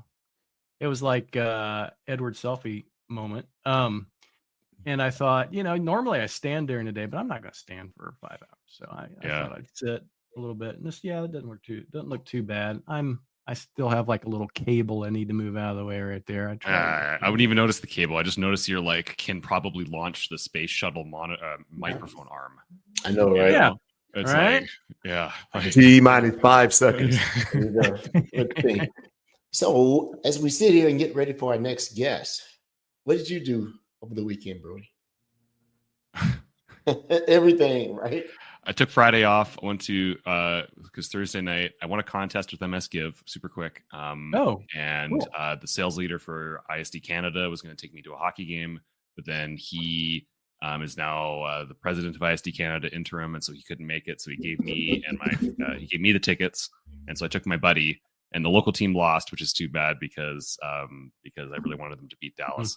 But we had a blast. We just yelled our faces off, and then over the course of the next 3 days, it was just like getting things done around the house. I had to replace a over the stove hood vent microwave. That had some fun challenges yesterday. Just hanging out with my little girl, working out, getting outside, and just being off the computer as much as possible, but also doing some gaming with the boys in the evenings. So I really try to disconnect altogether on the weekends because I need it, because I'm just so full on over the course of the week that I'm basically, when it's weekend time, I'm like, I'm out, like work apps off on phone. I'm out. I'll see you Monday. Right. So it was a good refreshing weekend, and an early wake up today. So yeah, it's good times, but I'm happy we're here. This has been going great. And Donna's just been a fantastic kickoff awesome. Keynote speaker for our event here. So thanks, Rod, and everybody for getting that arranged. I'm sure our audience and the MS Reactor audience appreciated that. Yeah, something ate my camera. I'm trying to get it back. Yeah, you're frozen a little bit. So we can move over to Ray. Ray, what did you do this weekend? I don't even want to talk about it because Brody did so much. It makes me feel lazy. Oh, well, let's see. I went to I went to get my MRI for monitoring for my tumor after having brain surgery in 2015 and radiation in 2022. Fun. Waiting on those results. Let's see. The results gonna go. You are the father. That's probably. Well, I only have one that I know of, right? But hit me up, world. You never know. You never know. Never know. At all. And Rod, did you see the text that I sent you the weekend? I probably did, but I'm so forgetful these days. What did you send me? It was about, you and I were talking about CoreWeave. Oh yeah. Did you see that? I sent you the text about it. They went IPO yesterday. Well, not yesterday, but Friday. Or something. Check it out. Yeah. It's a good listen to. It's a podcast. Check it out. We were talking about it. Gentlemen and lady, are we still having a quick break before the next 10-15? Yeah, we have like 2 minutes. I know you need it. I do. I need a coffee and check in with the girl. So we have a break coming up in a couple minutes, and then we'll come back in about 10 minutes after for those that are listening in, and we'll introduce our second guest of the day. Heike. She's great. I love her. I love all of our guests. Why is that? I know. I don't know. It's I don't hate anybody. And then Kevin. That was, she gave us the Heike. Oh, Heike. Oh, excuse me. I wasn't like on hi, that episode. You say hi, and then it's like Kevin. Heike. Hi, Kevin. No, she gave us the structure of it, the pronunciation, the convention for. Thank you, Ray. The unsophisticated brutes that are on the call. She's like, people, please. It's not high key. It's although she's high key amazing. Is it key? I'm just kidding. But like legit though, just super quick. When I joined Microsoft, Defender for Endpoint was like my jam. That's like one of the reasons why I joined, because I was a Defender consultant, and her community talks are still ongoing internally and externally. I mean, it was just such an excellent person to be able to gravitate towards, and then the way that she manages calls is hilarious. Yes. And then like the amount of technical detail that comes out of these calls, because there's so many MDE nerds out there. So I was unable to attend the last time. Heike was a guest on her show, so I'm excited to have her. She's here. She's like, you guys. She's so sweet. I love her. Yes. All right. Well, let's get a break. I'll be back. All right. Let's producer Dan, our producer. Let's go ahead and take our break. Looks like, am I here? Are we about ready to start? Yeah. Edward and Ray. There we go. I think Brody had some things to do. He'll be here in a little bit, but we have about 4 minutes till our next guest gets invited to the stage. I don't know if we want to spend some time trying to figure out how her name is actually pronounced. Okay, let's just go around. I say it's Heike. Did I get it? I think Heike. Well, yeah, because it's hi as in hello, greetings, salutations, and then it's like Kevin. So Heike. That's what I win. Well, that doesn't sound like. Is it It Hi doesn't sound Kev? right. Is it Hi, Hi Kev. Kev? Hi, Kevin. Yeah, Hi Kev. Hi Kev. just can't. Yeah. Some people pronounce my name as Rye. They're like, how do I Rye? And I'm like, what? Just Rye. call me. Where's the Y in your name? I don't get it. Right. There's too many vowels. People get confused. They're like, why is there only one consonant, 3 vowels? This is unusual. Why are there 2 A's in succession? What is happening? I'm thinking, why'd you give up? Why didn't you just use all the vowels? Yeah. Ask my parents, like they just phoned it in with me. I don't know, man. As a prairie boy, the fact someone can mess your name up with rye is just wrong, because rye is our beverage of choice in the prairies. Oh, right. We love a good rye. In the prairies. So am I not good enough for it to be? No. I'm saying everybody who's pronouncing your name as rye has not enjoyed rye at the level. You can put an R in the middle of the name. This would be Ray Ray. This conversation. I do get Ray Ray. Yeah, Ray Ray is like a term of affection. Yes. Ray. Hey guys. What do you call an old snowman? Are you still on the dad jokes? What do you call an old snowman? Water? A glass of water. A glass of water. That's good. Very morbid. Yes. I had to think about that one. Nobody wants to drink an old snowman. Nobody wants to drink an old snowman. That should be the name of your memoir. Nobody what do snowmen call their offspring? Ice cubes? Children. Ah, yes. Here we go. I love that. I like it. That was very good. How do penguins build their house? They igloo them together. Yeah. That's good. Are you having Copilot help you with those? No, are we live? Yeah, we are. Yeah, we are. Of course we are. Let me mind my banners. I keep forgetting we're live. I see the thing going right there. Yeah. A little bit of that. You'd be surprised. You give it a bunch of words and it'll get close on some stuff, and you just make it up. This show is more and more like a reality show. I think people should just follow us around all day long. Oh yeah, we should just do that. And yeah. Anyway, I'm waiting for we were all laughing. Just suggests that we were like imagining what like a mental health practitioner would think. They just saw some content. What are we signaling? Yeah. What is... I'm going to take advantage of those free mental health resources at Microsoft. You should. They're great. I appreciate that. Thank you. I subscribe to Thrive, Calm, Headspace, and it's one more we get for free. Yeah. For free. But do you use any of them? That's my problem. Thrive at night, Headspace on the weekend, and Calm during the week. Okay.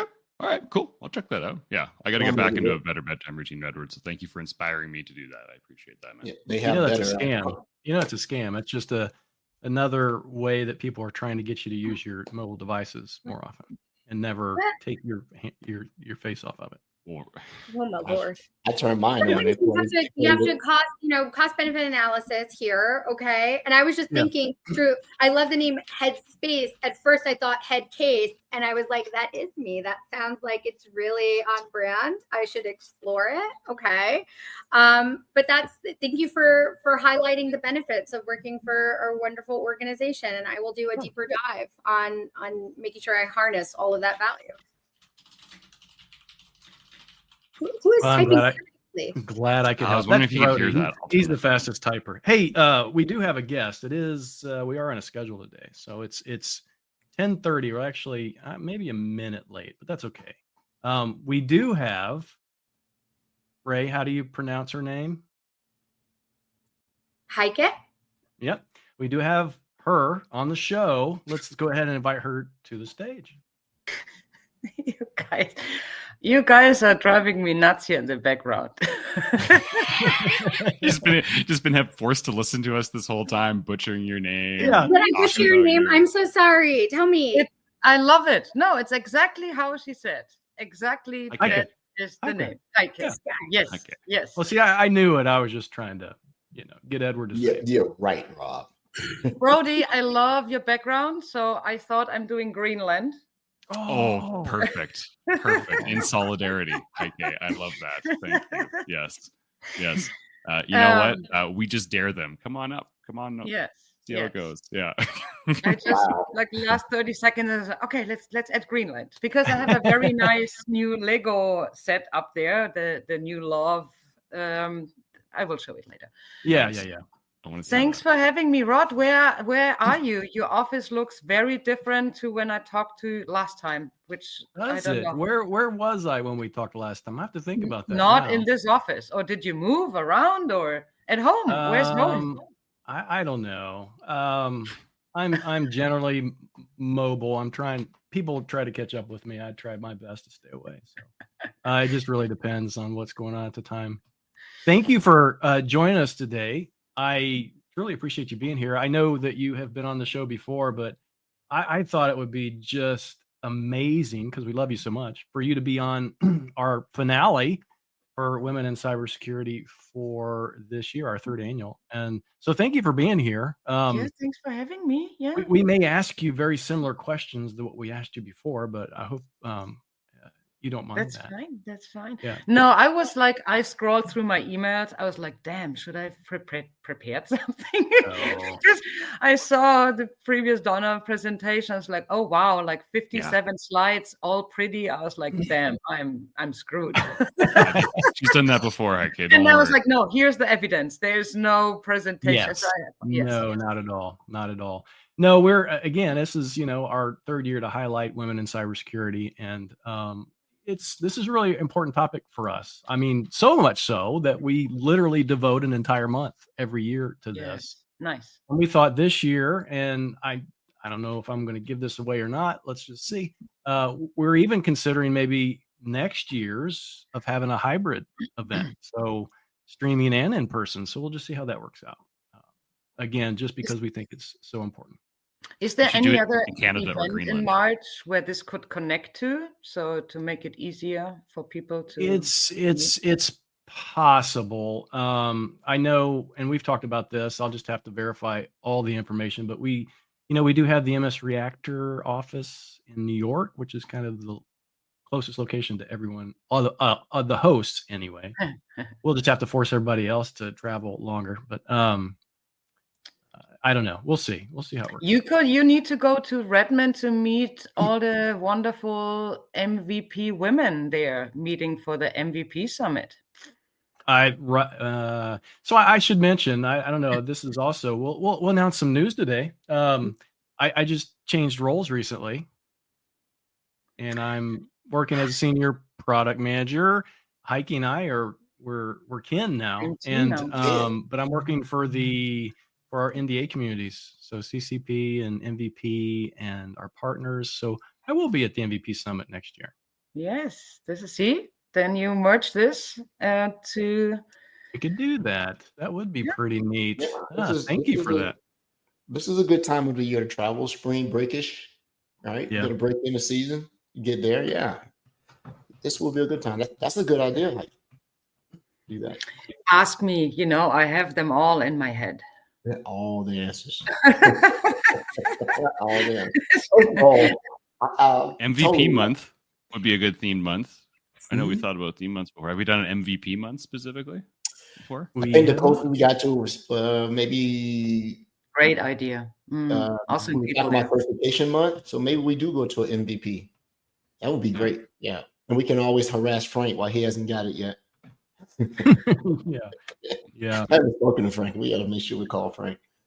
And so let's start with Heike, introducing yourself, who you are, because obviously the people from our show, they know who you are, but we have a larger audience today because of Microsoft Reactor. So and I know Microsoft Reactor, there's probably a large part of that audience that know you as well. But tell us about you. Who are you? Where are you located other than Greenland? And what do you do at Microsoft?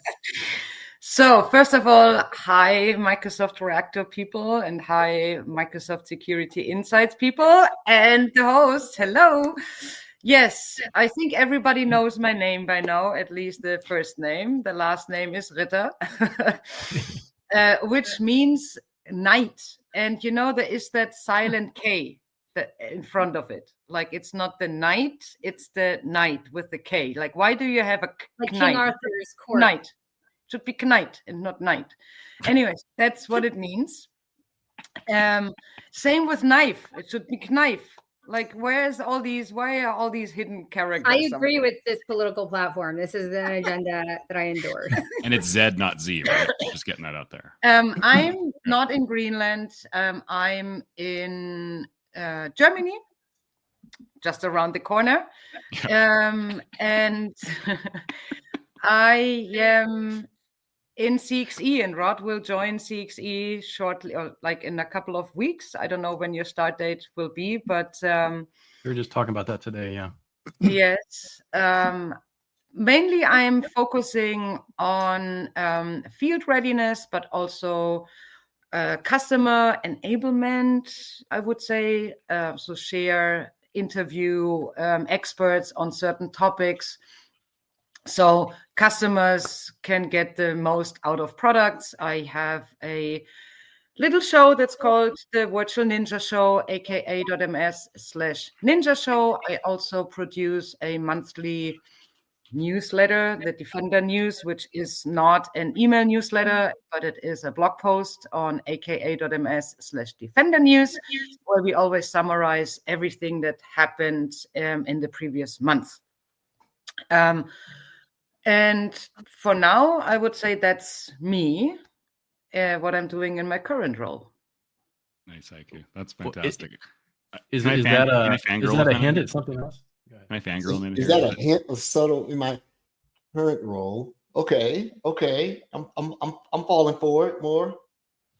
No, it's not forward. Sorry, but sometimes people ask, like, what did you do before, and like, Oh, yeah, right. No. I honestly, I don't really want to move.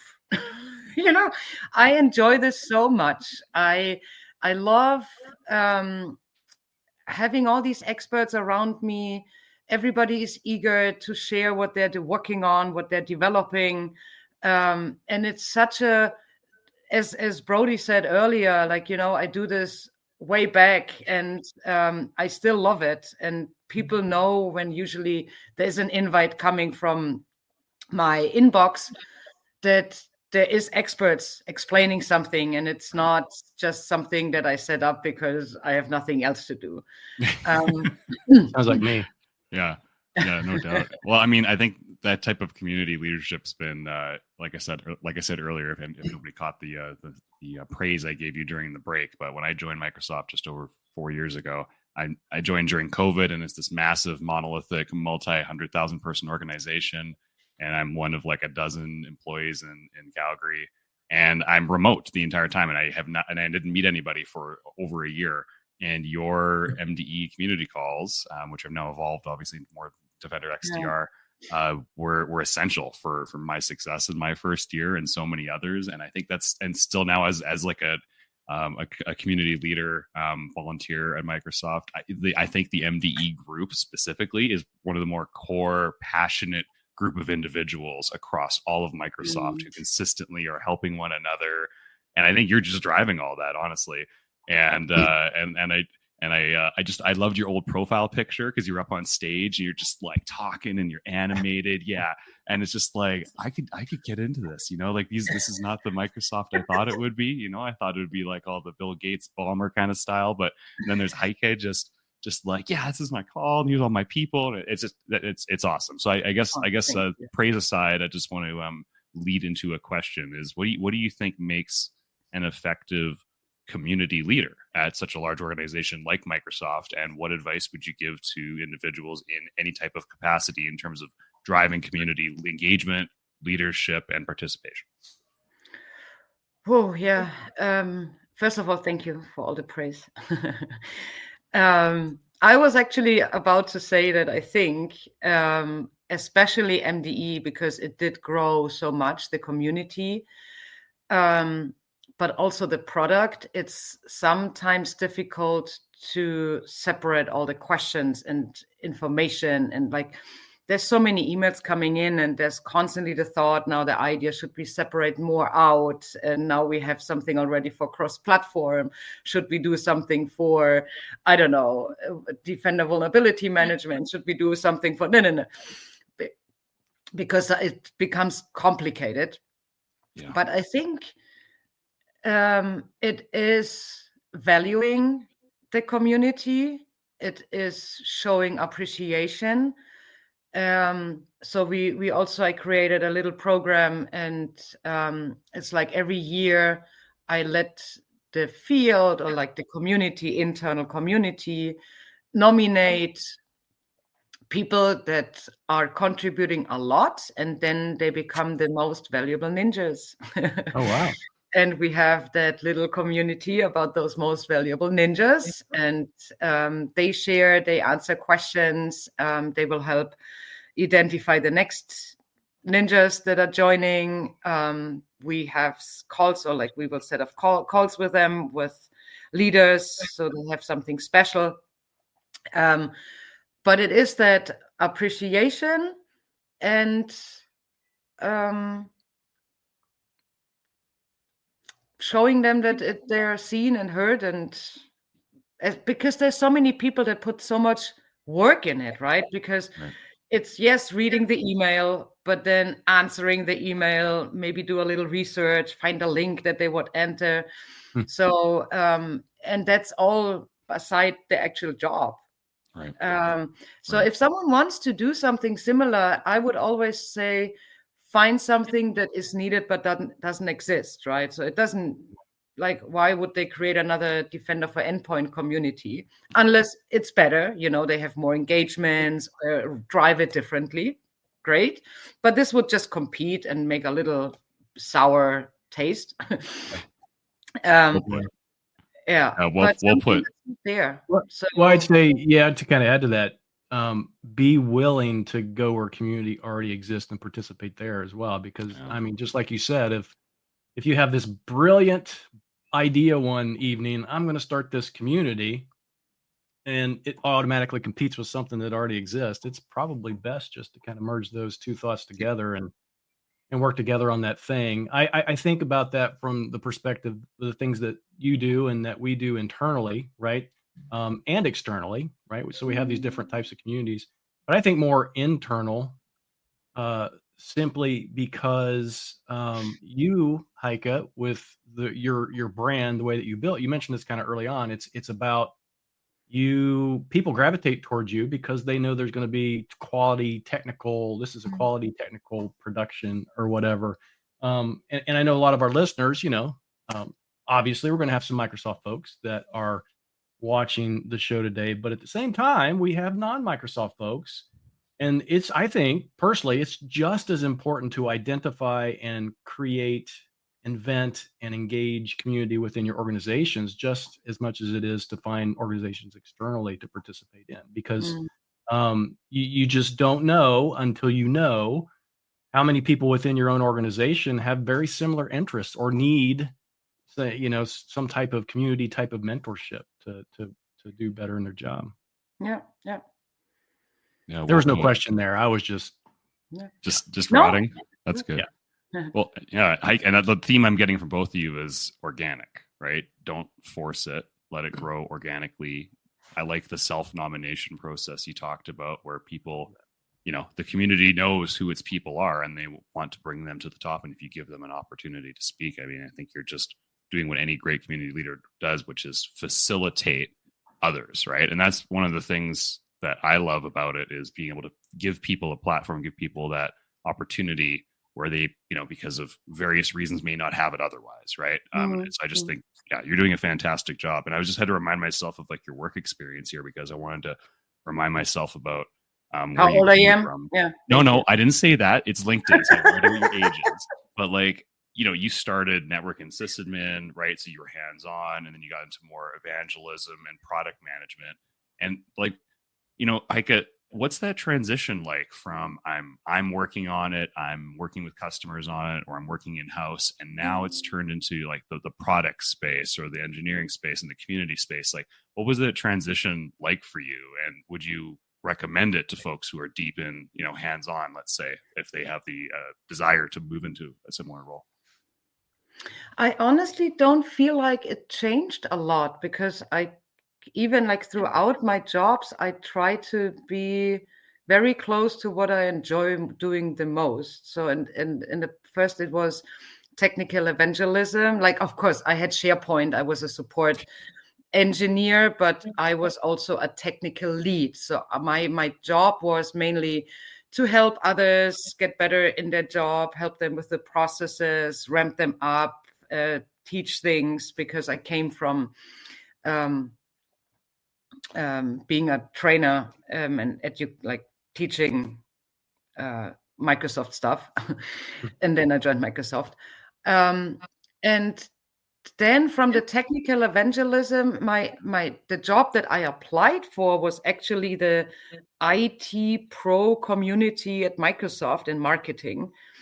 But the job, once I arrived in Redmond, was moved to a different manager. And the manager I applied the job for, she asked me, like, do you want to stay and get something different, or do you want to move with the job that you actually applied for to a different manager?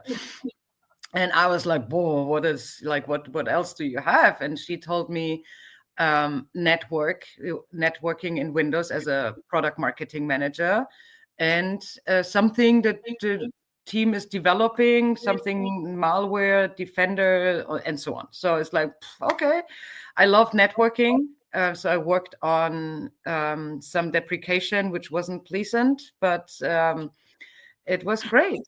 Direct access, I think, was it called? Nice. Or do we still have that? Or I don't know. I can't remember. I can't remember now. But yeah, and then that's what you were there at the very onset of the Defender build out, effectively, right? They showed me an Excel spreadsheet. So basically, this is the idea that we have, and we are going to go to the Microsoft internal security team and ask them if that's something they would use if we build it. So yes, there was no code, I guess, or not much. Yes, really cool. And so it started off as a Microsoft internal solution for ourselves, and then grew to a customer solution that we. No. But I think they wanted Microsoft to also give feedback if this is the right direction. What is Microsoft using, and how can we at some point replace what Microsoft might have had as a third-party solution? And that product was just amazing. And the beauty about it was actually that it did grow. We had like the first version we had built into Windows, detect threats, and easy or whatever. Like, it was a little bit, and then more and more and more was added. So I could grow with the product as well, right? So I could learn all the details, and it was not suddenly you come, learn MDE, and now you have that big beast of a product. Yeah. There's a lot there, which is why I think the community thrives so much, because everybody needs to learn from one another, because there's so much going on all the time. There's so many scenarios.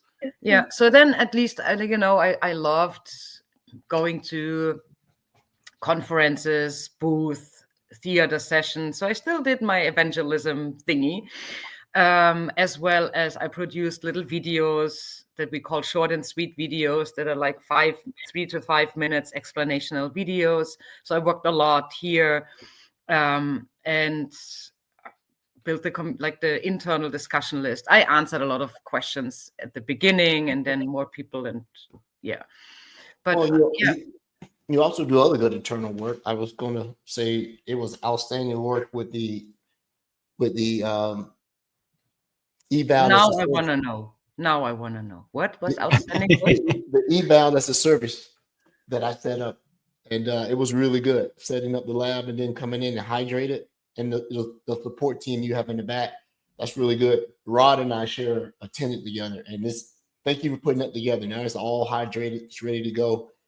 I know it took a lot of work to get it done. So thank you for that. That's all the other team. Yes. I get a lot of credits for things that others are doing. You must be doing something right. The vehicle. I think what the point, so the inception of the origin story of the Ninja series was you blended your evangelist spirit and perspective, with your passion, but also the recognition and appreciation that we need to do this at scale. It's great to have these one-offs. It's great. Like, I'm going to go to this conference and that conference and talk to a handful of people and have impact.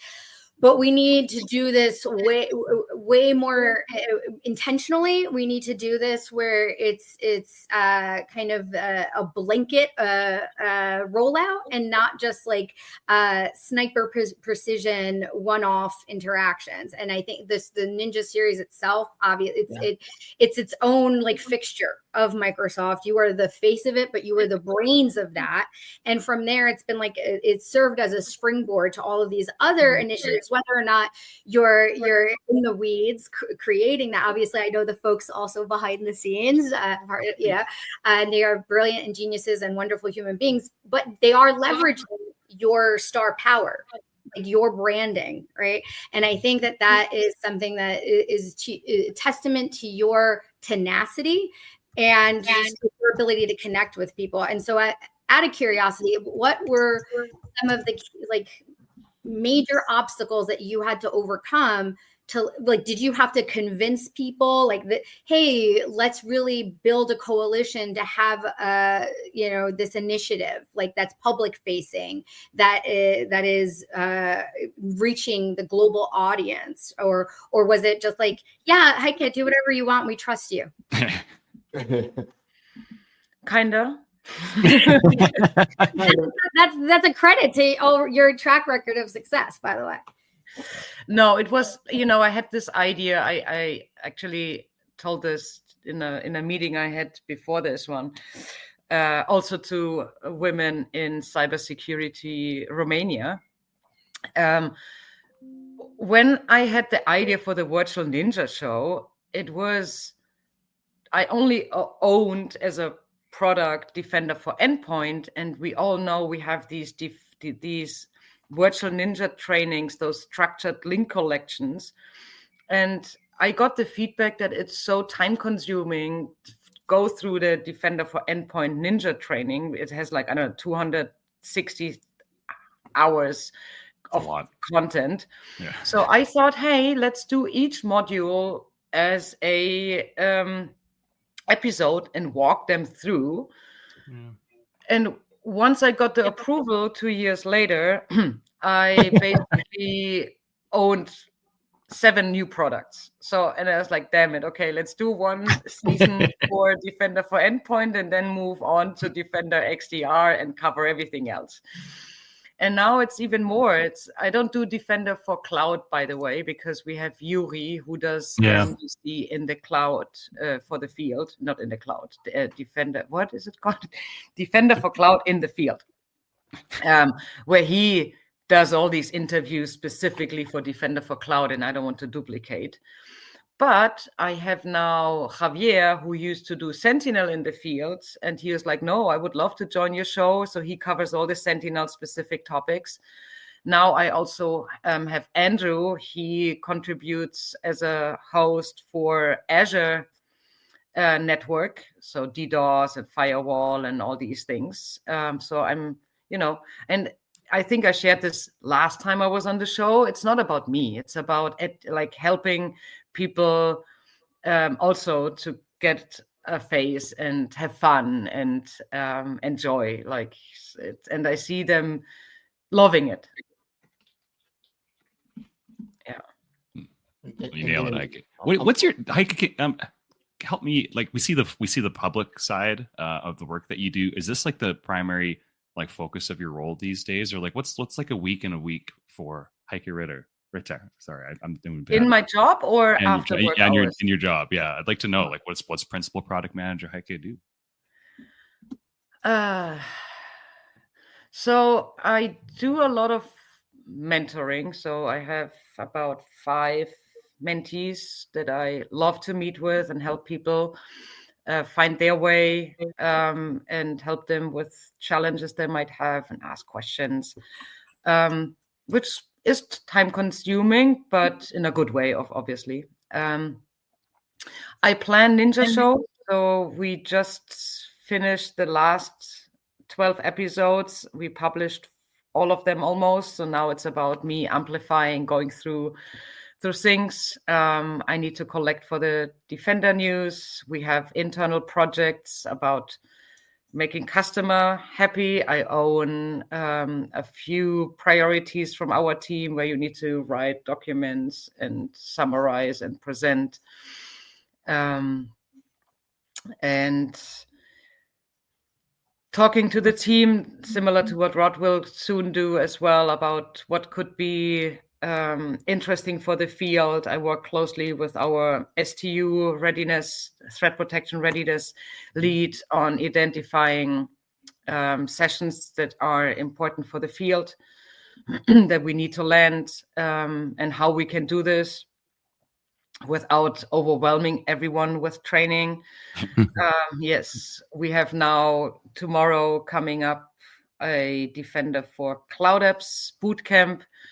So it's a lot of organizing here, that everybody has the invite. Sometimes I wouldn't say it's a principal task, right? Sending invites, but I still want to, be that face of that whole project and brand. Very cool. Thanks for breaking that down for me. I appreciate it. You're more than the face. You're the glue, right? You are the genius. Somehow you're able to be very assertive in these sessions. I've done many of them, and it's very clear what we need to cover, and you make sure to facilitate the interactions to satisfy our goals. And you're also like the most incredibly human, approachable, relatable leader. And so do you have a secret to balancing both of those strengths, which can, I think on the face of it seem like they're in conflict? No, I think I was actually more stressed out and less not approachable. Approachable I was, but if I was doing something and someone was then pinging me and doing it's got older over the years, calmer, relaxeder. I don't know if there's a secret to it. It's not a secret until you go over your time. Like you said, when your time is up, it's time to get off. No, it's just I feel like, I try to put myself into everyone who reaches out. This is my first, I always did this, it's like, they ask me this and they ask me this. And I sometimes can you not use a search engine to just search for that blog? You said the word out. You said the word out, by the way. You said the word out. Which? So the doggies, they got excited because they heard out, I guess. Oh, sorry if I should. Yeah. Outside in school. No, it's possible that there's neighbors' dogs barking soon, and then there will be a lot of barking. No, but then I thought okay, instead of me answering now, can you not use a search engine? Why don't you relax and answer? And I got this into a habit. Before I was so tempted to I'm not your information booth. But then I thought why not? People, that's why also then people know me and people come to me and ask me. Yeah. And and then, you need, as everybody else as well, switch off. And weekends is weekend, and there is nothing but weekend. Well, are you super busy now? Isn't some little small thing coming up like Microsoft Secure? Are you finding yourself being consumed by trying to get ready for that here pretty soon? Not at all? No, it's I don't know. Is it a hybrid event? I think it's just virtual event, right? It's just virtual this time. Yeah. Still. Yeah, I think it probably always will be because it's just a few announcements. So RSA is so close. Yeah. Yeah. And it's usually driven, I guess, by our marketing friends, and they have a couple of sessions. They know the people. So I was not involved. I know it will be stressful again around probably July to get something ready and done for August, and then August, September to get our Microsoft Airlift, which is for partners under NDA and Microsoft employees, our big internal event. Then it will be stressful to go through all the session submissions and see what's good, what's not good, and run after details that are missing. Yeah. Were you participating in security days? What, a couple of weeks back? Was it security days in Berlin? Yes, but I wasn't participating. I actually took the week off vacation. Okay. Then I drove up with my dogs in my car all the way to Berlin. About probably, if you drive fast. Not guys. I know. Yeah, there's someone outside. Usually it's like 5-6 hours. So with breaks and go with the dogs, so 8.5 hours. And then I went there to meet people that I haven't seen in a long time. So I went for the lunch breaks, I went for the coffee breaks, for the networking hour in the evening to meet customers. And that was really nice. I haven't seen many of those people in a long time. And yes. Really good. Yeah. So as you look at all the security announcements and all the things, I know that this whole Copilot, choose your flavor, right? SCIOU Copilot, whatever you want to do here. How much of that do you have to still, take in, but at the same time, you have a major networking work stream product that you have to keep an eye on? How much is a security Copilot affecting how much time you consume staying abreast of that? If you have to quantify it, a little, a lot, more, sometimes more than others, Ed, but is it relevant in the way you go about how you're doing your community and everything? Yeah, I want to ask the smart questions when I have someone join the show, or when I start planning and working with teams on what's the right agenda for some events. So I want to know something about the products to make it good. So usually, let's say if it's a show and I know we're talking about Copilot in Purview, I will read about it. I will look at something that I then can also ask smart questions about. But it's more on demand. Okay. Now, I see something in the chat that says, from Kilo Drew, Hike's favorite product is MDCA. Now, that's what I heard. MDCA, this is Microsoft Defender for Cloud Apps. Yeah, I wonder who put that in there. That'd be me. I'm always joking, and I guess that when I first joined Microsoft, the thing that I dived really, really down deep into was MCAS. And big shout out to Mike Casas. He was the guy that started onboarding me a long time ago on that product. So that used to be the going question in the Defender suite. Which was your favorite product? MDE, MDO, MDCA, or MDI? But we won't pull that question today unless Rod wants to answer it. No, I'm answering that one. Hey, one of the things that you mentioned kind of early on, but this is always been of interest to me, and you can help me out with this. A lot of times IT pro communities, particularly, I don't think it's just a Microsoft thing. I think it goes across maybe industry organizations like Microsoft, in that marketing generally controls or manages the community for, we talk about our MVP stuff. We talk about our tech community stuff. How much do you align with marketing for the stuff that you do? So when we produce short and sweet videos, which will be embedded in the documentation and other Microsoft vehicles, they are part of the review thread. Yeah.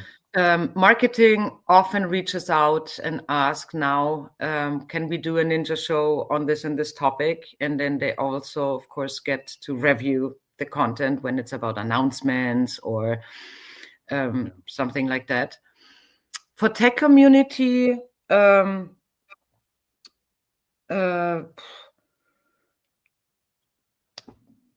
they review and approve blogs that engineering wants to post. There's a new process now as well, but I usually, because they get invited to present roadmap, or I join their roadmap session, so I see what's coming, and I'm just making sure that I'm not stealing any thunders of them, because they want to do big announcements. So I talk to them before we talk about recent changes or features. So I'm sure that I'm certain that I'm get the messaging right and all of this.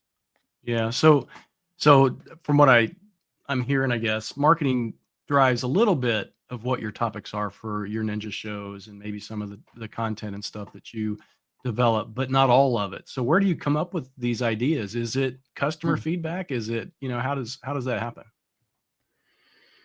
So usually I reach out to the team and say, hey, I have 11 empty episodes. Who has a topic that they would like to cover? Then let's say 15 people say, I want. When you get closer to now, let's do the recording. Oh, can we move it to the next season? And then I'm left with 5. And then I was like, damn it, where do I get the last 7 from? And then it's almost end to the month, and then I'm rushing stuff out. So that's the short. But I look at my Defender news that I publish every month to see what is some great topics, more than, I don't know, we now have a toggle that makes it easier to do something rather than clicking a button before. And see what is interesting. Look at our blog post of announcements and say, hey, this is a great topic and I have a lot of questions, so let's come to the show. And of course, we hear feedback. There's like customers asking they want to learn more about this. So some people email me. Last time, for instance, that I started planning in November for January, February, March, I wanted to do 12 episodes dedicated to helping people troubleshoot certain issues themselves. We managed to publish 4 episodes. We have more topics that are lined up, but it's not just about talking about it. You also want to have great examples or create demos and so on. And sometimes it needs a little bit of time to prepare. Yeah. One of the things I've also kind of wondered, because, this is Women in Cybersecurity Month. Actually, 2 things. I love how you're like the information booth, right? Pay 5 cents and get information or whatever. You're like the security. You are security co-pilot. Yes. But I think that's kind of a general personality thing. I think I'm very similar in that I can't let a question go for very long without being answered, or at least routed to the right person that can answer that question. Yeah. When I was a kid, I wanted to be a park ranger. I'm going to tell you. How that led to cybersecurity, I have no clue. But as a kid, what did you want to do? Was it I don't know. I can't even think. So I wanted to do something that has nothing to do with computers and is outdoor. So park ranger would be a pretty good, yeah. Yeah, so didn't work out. Yeah. And then I wanted to be do jewelry, because I love all these nitty gritty fine work. Cool. And everybody told me, what, with all this cheap jewelry, not real gold or silver, the market goes so down, so don't do this. And then I hopped from one idea to the next until I arrived here. So what was that? What did that look like? You arriving there? Did you, how did that interview look like? You're just like, oh, Microsoft wants to hire me? No. So it was basically, I had to wait for a couple of months to start my learning. How do you call this in English? Ausbildung. I have no clue what it's called. But basically, when you want to become something in a job, you have to first do the blah yeah, blah. almost like an intern or something along those lines, I guess. Yeah, you go to school, you learn something, and then you have practical hours and practical time. And I wanted to become a physiotherapist, so I had to wait until that class starts. And my father had a company, and he needed someone to help with building a search engine. So that was like 1995, I guess, 1995-ish. So my job was to go through the internet, which there wasn't much. There was like, I don't know, 300 websites or something. And some websites I visited, and it told me, you're the first visitor. I was like, yay, you know, I still have a screenshot of that, I think. And basically copy the URLs and write words that people would type to find that content in an Excel spreadsheet. You know, it was like so early in the days. And when we thought it was only Alta Vista existed, I think, and maybe Lycos, I don't know. I remember, yeah. Yeah. And when we decided on a name, like what should this be named? Something that people would just type in. It was like, oh, what about sport? So we did sport.de.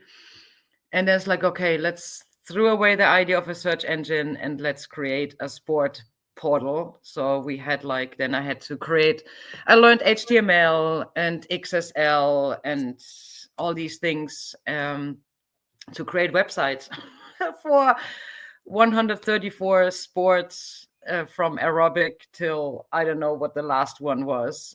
We hired journalists that then watch TV and write the articles, go to the events and take pictures, and it was an amazing time.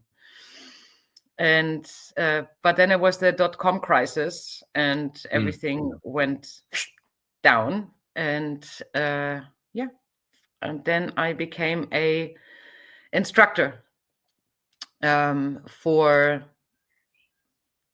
First, it started with like all these Office applications, and I did my whole because you couldn't teach Microsoft curriculum trainings without being a Microsoft certified trainer. So I had to first do the whole trainer, and yeah.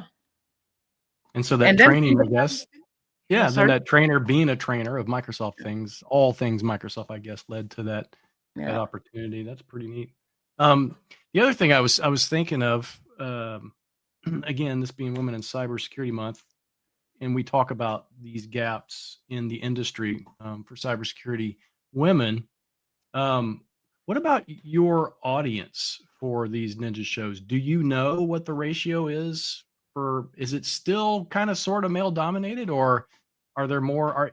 Are we making it the opportunity available to more women to join and learn things? I mean, obviously it's available for everyone, but you know what I mean? So I had a nice conversation actually about this, not this specific, but similar. Yeah. I think we can, of course, obviously we need to do more and bring more women in, but I don't think it will be a 50-50 at some time. It is similar to other jobs where you see, you know, let's say a nurse. It could be so many male also becoming a nurse, but, you know, it's like a more, I don't know how to say this in English, but like a natural way for some reason. So I don't think that we will have at some point 80% women and only 20% male in IT or cybersecurity. I know that like when I speak to all these women in Microsoft ERG groups, they most know my ninja show and watch it. So I would assume I don't know if it's 50-50. Edward, you're muted. I see you. Yeah, I keep talking on mute. I just realized it. I thought you were ignoring me. I'm sorry. I said she's ignoring. Something was over the mute bar. It was along the line that Rod asked, but maybe, maybe we need to go out and create the new map, right? On what it takes to recruit more women into cyber. We keep doing the same thing, and maybe we keep doing the same things that weren't really geared toward, the enticement or the more robust recruitment of women, we just try to make a little change to how we recruit men. And like, see, we made a change. We're trying to do it rather than all up create a new venue, a new way of thinking to get women into it. Maybe just doing IT and then switching over to cyber doesn't work it that way. You know, I would think that a novel way would be convincing women who work in totally different industries that this should be make a switch. You know, say, hey, I know you're in finance, but because of all the regulatory experience and stuff that you had, maybe something in security will be your thing, rather than trying to find women who are specifically technology slanted. Go grab someone from another community. Oh, we know you've been working in healthcare. Ray has extensive healthcare background, right? Let's pull people from there. I believe that's the new way, you know, to actually go out and steal someone from their primary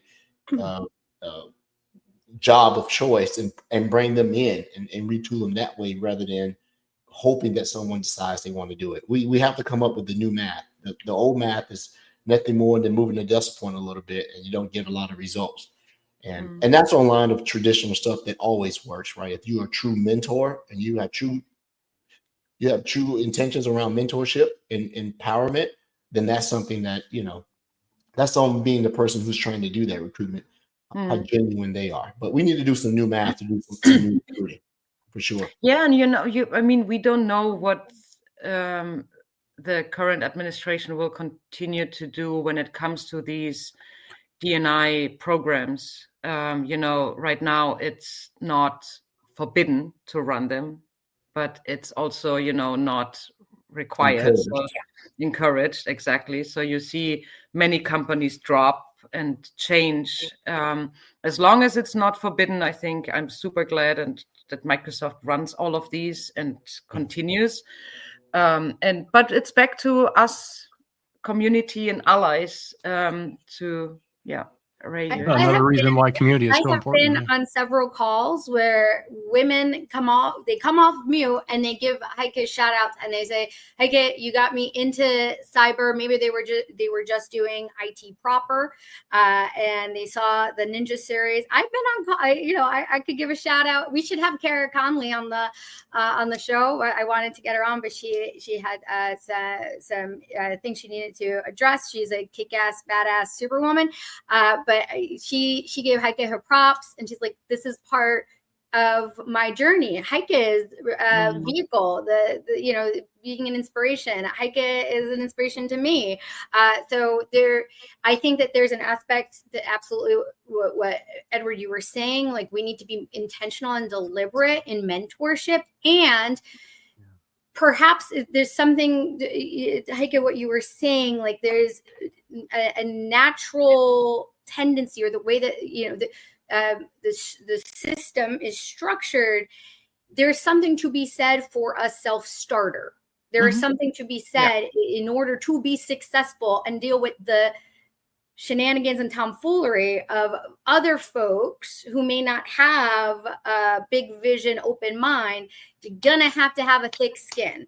And so to be coddled or handheld into the pipeline, that might not be positioning folks for success, right? So the people I've seen be successful are that I really don't give a hoot and a half what anybody else says about me.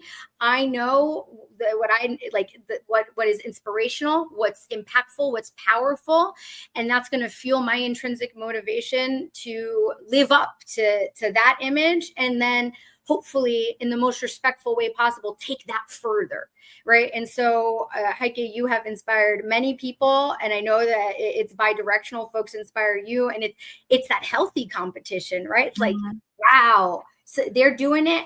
I maybe can do it too, and maybe we can do even cooler things, knowing that we're both in the same space, right? So absolutely, intentionality is something that we need to keep top of mind and be more creative around. And it's also this aspect of maybe we don't want to have like a velvet glove hand-holding approach, because you might need that level of grit and resilience to be positioned for success in this industry. Yeah, but this is something I think that needs to change. And this is also a lot has to do still, sorry, with the man world in this industry. Man, yes, agree. Um, Hard agree. Yes, because as you said, like, oh, you're strong and you don't give a, I don't know how you call this, but what they think about me. Some people are not like that, and they don't all have to be like that, but they need to know that they have the back of their team. I heard stories from others, presenting for the very first time to a customer, already shaking. It's the first presentation, and then you get mansplained. Like, don't, and then have at least your team cover you and have allies and do something that, it's, yes. Well, I I feel sorry. think men are very, very good at correcting things, or at least thinking they can. And yeah, you have to learn to be. Men have to learn how to be Yeah. a good listener. Men need to learn to listen versus, because that's that situation you're talking about. I'm like, Yes. I think. Sorry. No, you're right. I think it's less about being, because when we look at the root of being right and sharing, like correcting and educating, it's a discomfort with something that's not within your control. No, I'm going to tell you what it is. I'm going to explain to you this concept and reality, because if I'm the one dictating what reality is, that I'm in charge and I have the power. I think across the board, people need to learn how to sit tight with, I don't know what's happening. And maybe they know something more than I do, and that's okay, right? But I understand. I've seen it come more often from folks that never had to justify why they were in the room.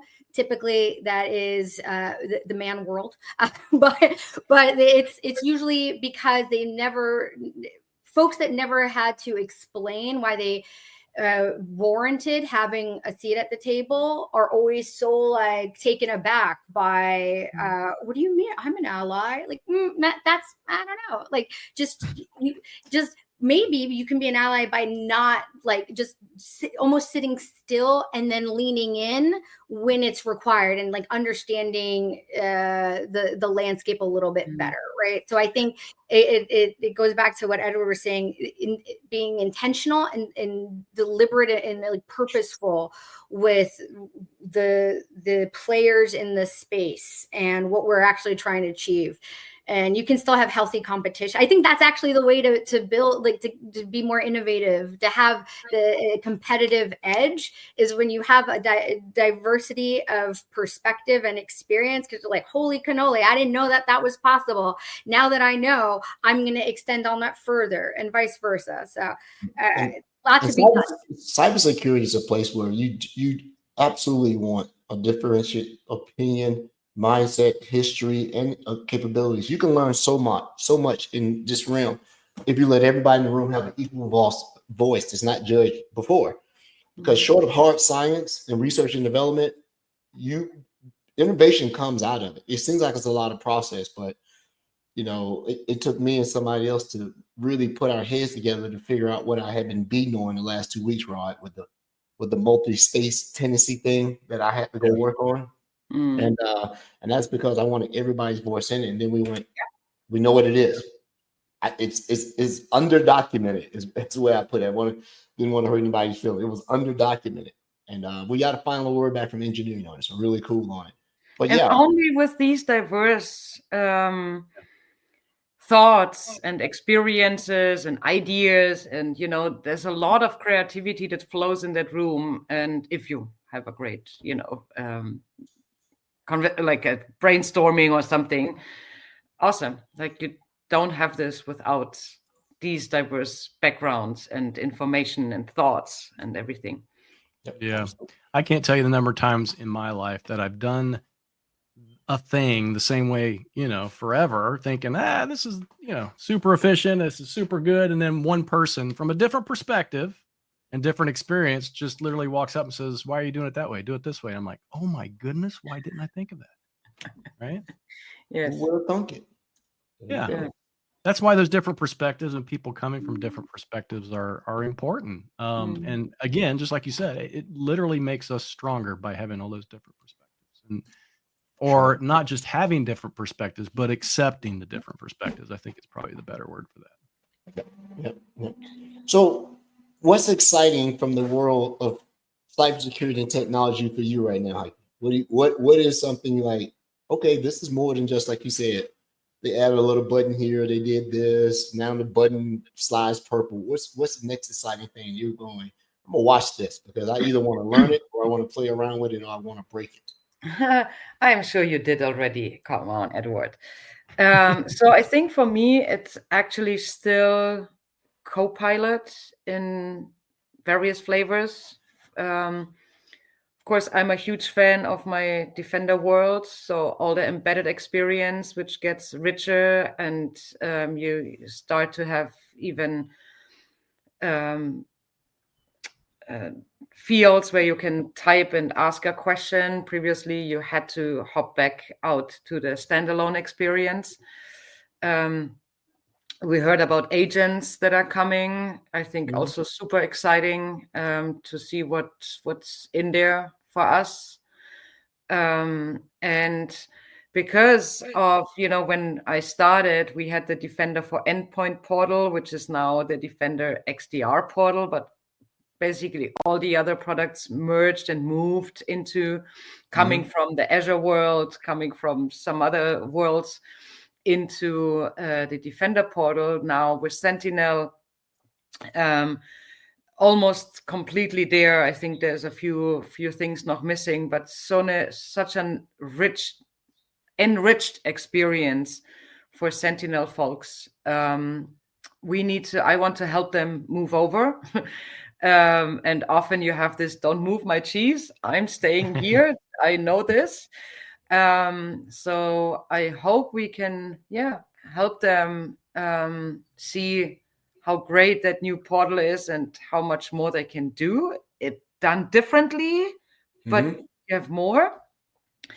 And then MDC coming, like more like it's all this integration and so many ideas that I have and engineering has and others have on how you could connect these products even better. And you only have that many developers doing it. So there's more and more. Yeah. But right now it's really the unified experience, unified security operations platform and Copilot.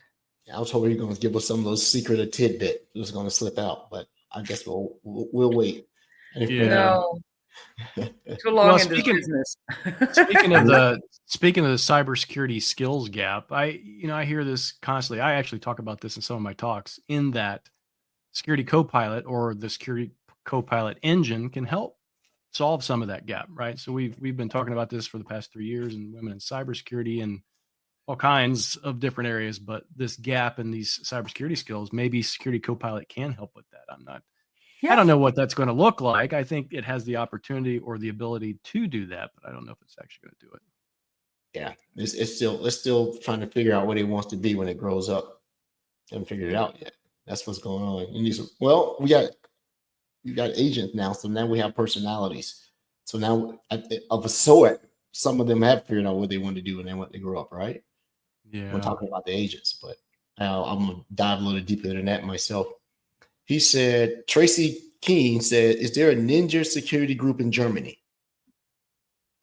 For some reason, I can't post the thing up on the thing, right? Yeah. In Germany, I know we have MVPs running Yellowhead communities and ninja communities. Yep. But I'm sure there is a community run by an MVP around security, but I can't say, I don't have a name yet right now. We had the Yellowhead event in Amsterdam. Did you go, Rod, to Amsterdam? I was invited, but I was in Denmark at the time and I couldn't make the trip. So maybe next year, hopefully next year. Yeah. So I would probably Well, we need to figure out, I guess, if there's an MVP user group potentially in that area. Yeah. It's Wartel that runs Yellow Hat, so I bet we could connect whoever with Martin and see if we can't find something. And if there isn't, let's go. She's promised to start a user group. Do you hear that? News right here on the MS Reactor. Yes, I Yeah, think that'd be that's a good. great idea if it doesn't exist. I mean, I know, but I will probably have to invite others to talk about. And I have a great person that I know that loves all these German regulations and privacy things, and it's all dry and complicated, but it's a big part of it. Yeah. Well, that's interesting. We'll Welcome have to back, Brody. figure that out. We'll have to figure that out. Hello. I'm actually writing that down as a note. We'll Day see job, if we can sorry. figure out user groups there. And well, I'll post something about it somewhere. You and I, Heike, we could work that out. Figure out where we could talk about that. So you learn German now? Me? Yeah. I could. German ninja group, ninja community.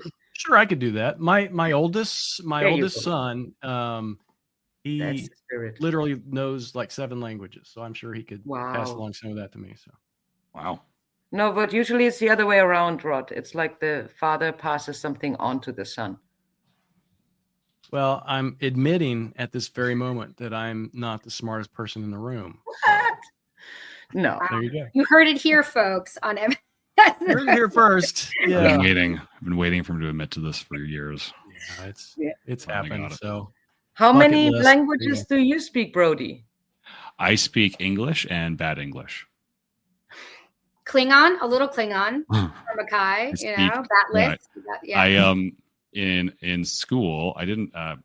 There were 3 options in high school. There was Bad English and English. French, computers, or Indigenous studies. And the first year I was able to get an option, I picked computers, right? And then I got 100, and they said, Brody, you can't take computers the next grade because it has to be for people who learn.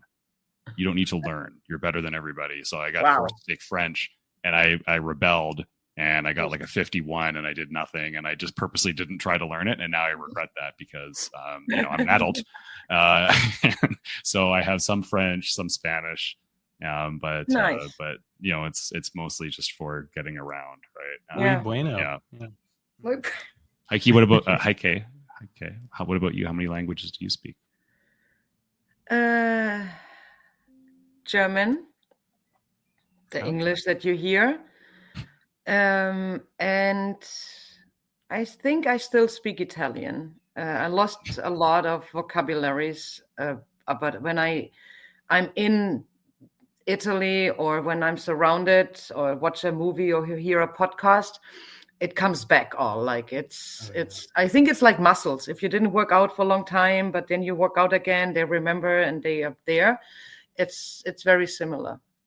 I started to learn Hebrew with a class when I was still in Redmond.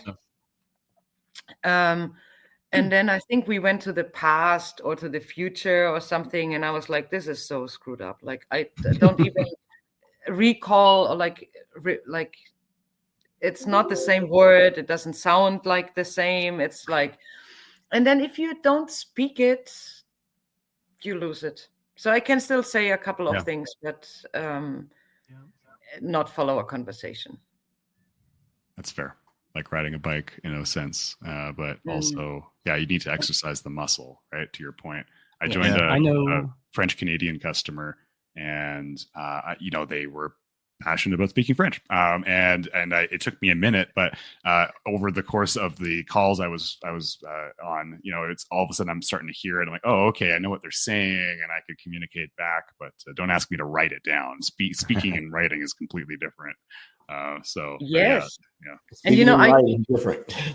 When I grew up, I like my grandma, she lived in Italy. She's not Italian, my mom isn't either, but my grandma lived there.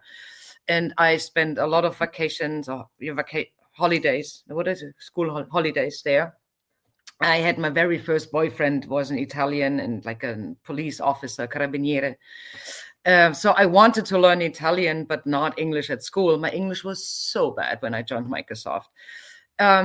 but even my Italian wasn't fit for like a support case. Like I never spoke to anyone like, can you please restart your computer? Can you send me this file or empty your recycle bin? Like, this is just not what you speak in a casual conversation. Those are my casual conversations. Oh, sorry.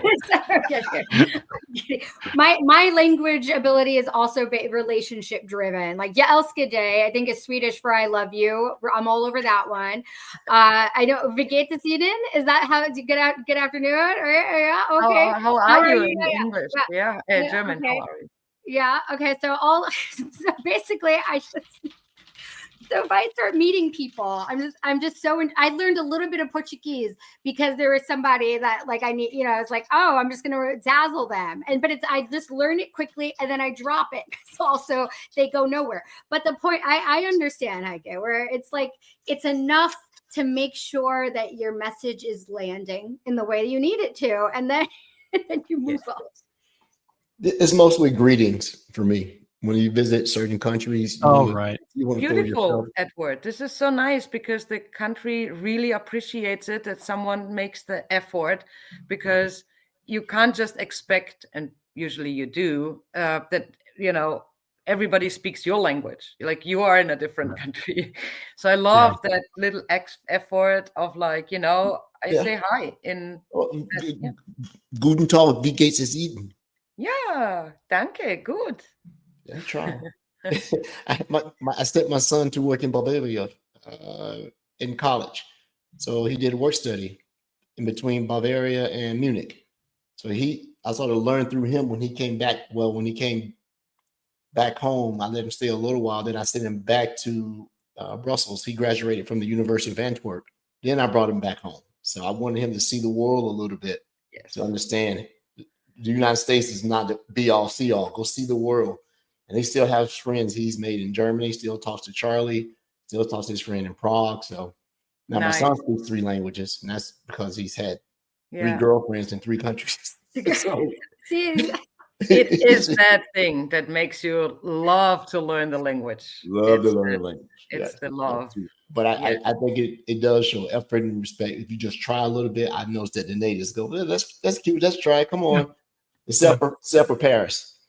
Leave it alone. No, wife and I were in Paris, a few weeks ago, and they appreciate it. They appreciate it. They did. Okay. Mine must be so terrible. So that's what it was. Yeah, they're just like, just stop.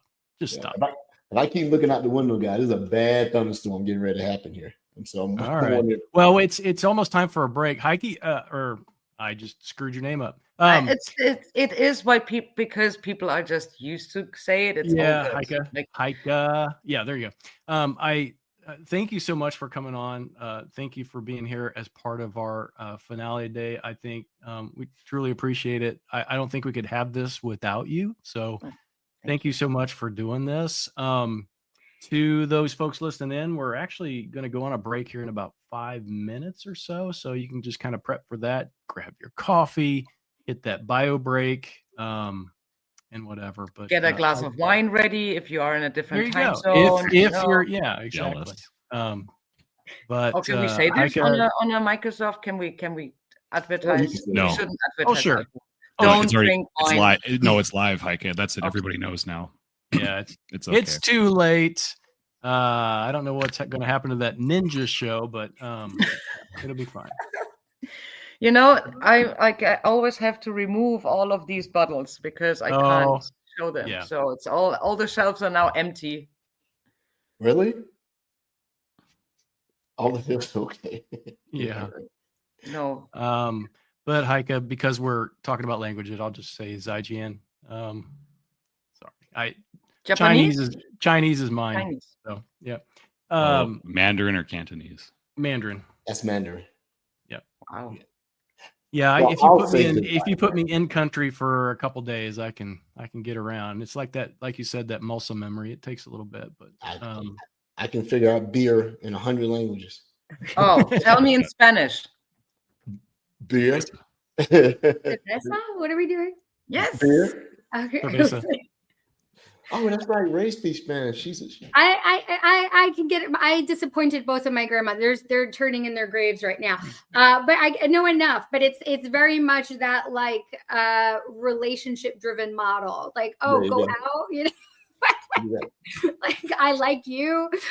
Yes, this is good. Yes. Fantastic. So, well, Heike, thank you so much for coming on the show. We really appreciate it. And let me see, as the beat is in. Auf Wiedersehen. Wiedersehen. Yeah. A little All bit. right. a little bit. Dankeschön. Well, you Dankeschön. have a great day. We will talk to you later. Dr. Sean. Thanks for all you do. Good to see you. Right. All right, it's just us. Now we can man, I can't believe I botched her name right there at the end. I was doing so well. You almost, man. I mean, it was Almost made it. softball. That's right. And I think it's the way we just separate. More importantly, when you speak English, you tend to want to separate when you see two vowels together. That your brain just wants to do it. So it's just Heike, right? Heike. Yeah. Yeah. And Ray. It throws you off because it's supposed to be I before E except after C, and she's HEIKE, right? So it's throwing you off a little bit.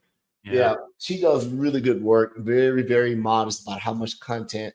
And I think the thing that she did not super emphasize, she has to herd a lot of cats. Yeah. Yes. You heard her. People say, "Oh yeah, I want to do your video. Oh, I'll show up. Oh, I do this. I'm gonna put up." And so she's trying to put all this stuff together. Then people go, "Oh, well, I can't do that today. I'm busy right here. I forgot I got to fly to Redmond." But she's already committed to getting all these shows and all this content out.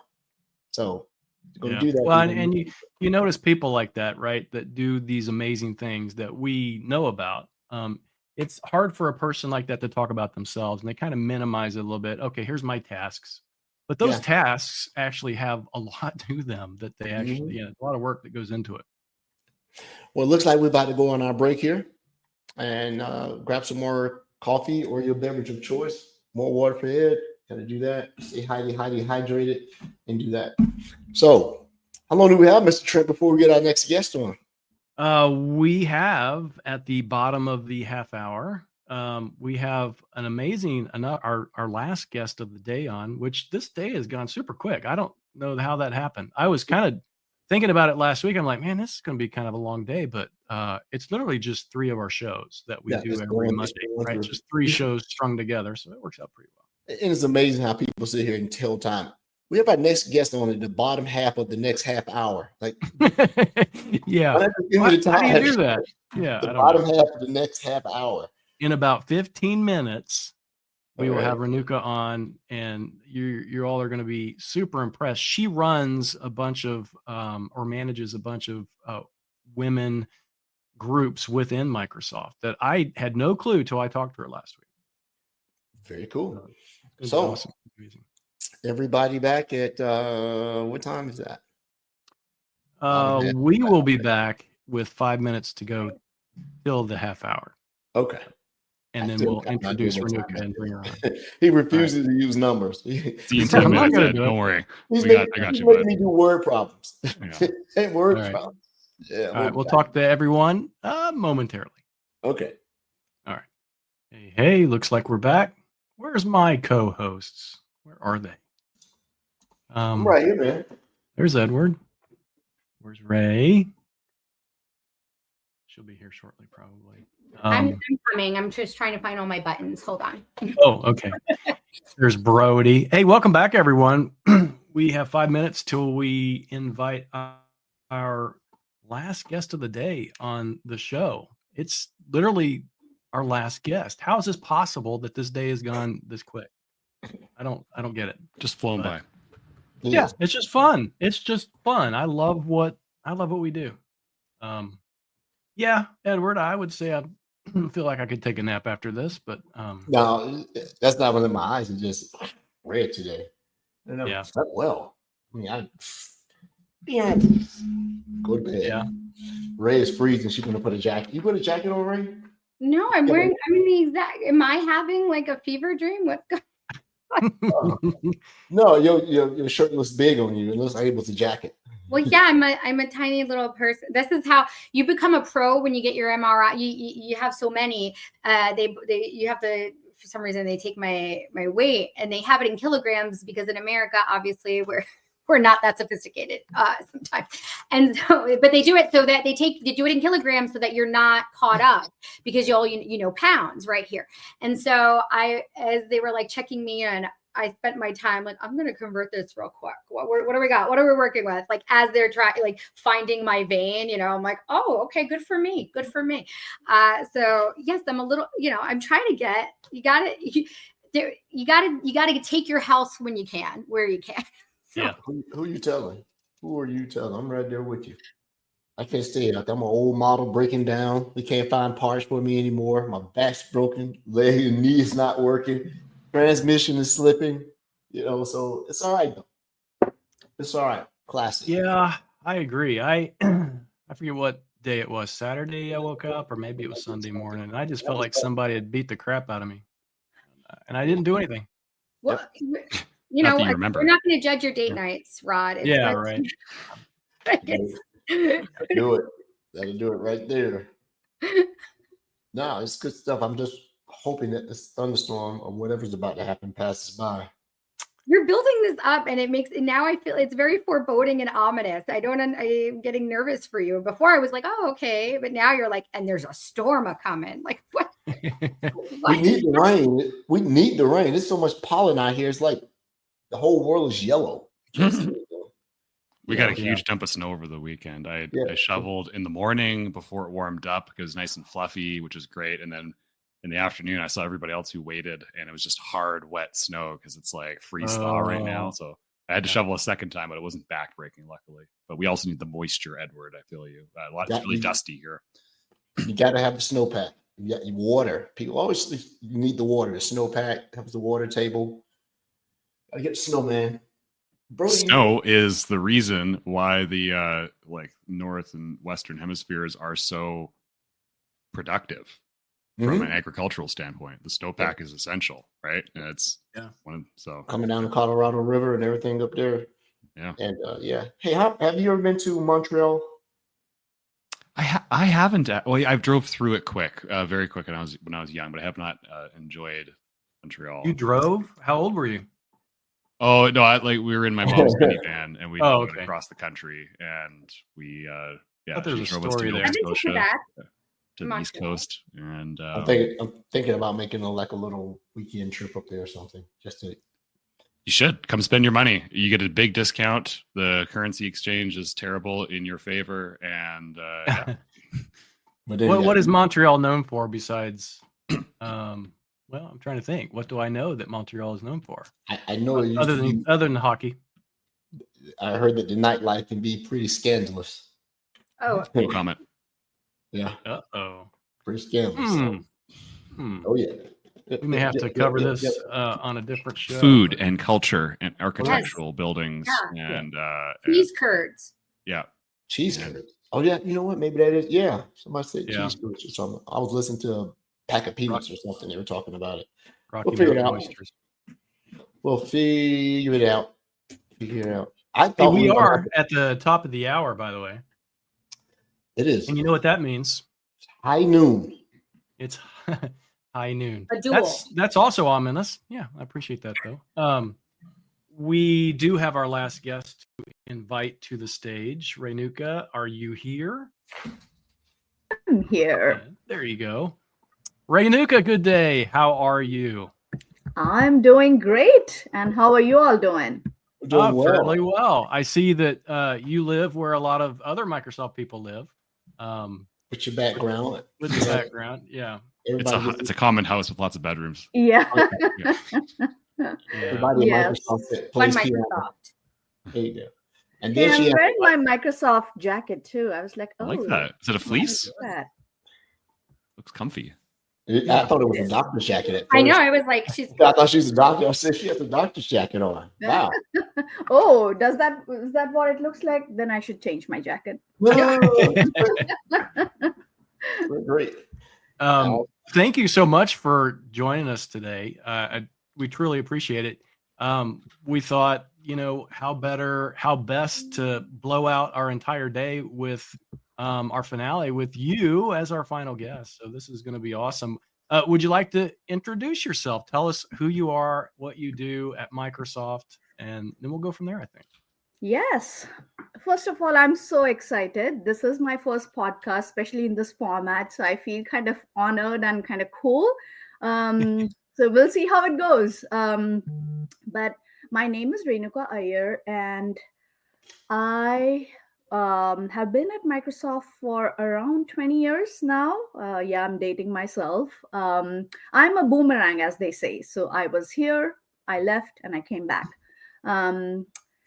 And I've done various roles at Microsoft. I hail from India, if you can't tell from my beautiful brown skin. I originally came from India. I've been in the US for, gosh, 25 plus years. So this is home, feels like home now. I started my career at India in a software company. I was a developer, so I did like a back-end and front-end development. Moved to US, and my first job, it was like goosebump kind of moment. I got a role at Microsoft, and coming from India, it's most people's dream who's in software, right, to work at Microsoft. So it was kind of cool that I got the gig, and I was like, pinch me, is this real? Is this real? Kind of a thing. Awesome. But then landed here, was a backend developer, and then moved, started as a vendor, moved into full-time, got into test management for a period of time. And that is when I also kind of explored people management here at Microsoft, all the good and the not so good parts of people management, but loved it. Then moved to program management from test management, was a feature PM, engineering PM, then did a little stint in business management. And that is the time when I moved to healthcare, wanted to explore healthcare, was excited about healthcare. So moved to Primera Blue Cross, which is Microsoft's healthcare company. Not healthcare, the company that takes care of Microsoft's healthcare. And worked there for about 5 years and had an opportunity to come back to Microsoft in 2018. And this time I came into customer experience engineering team in the security organization.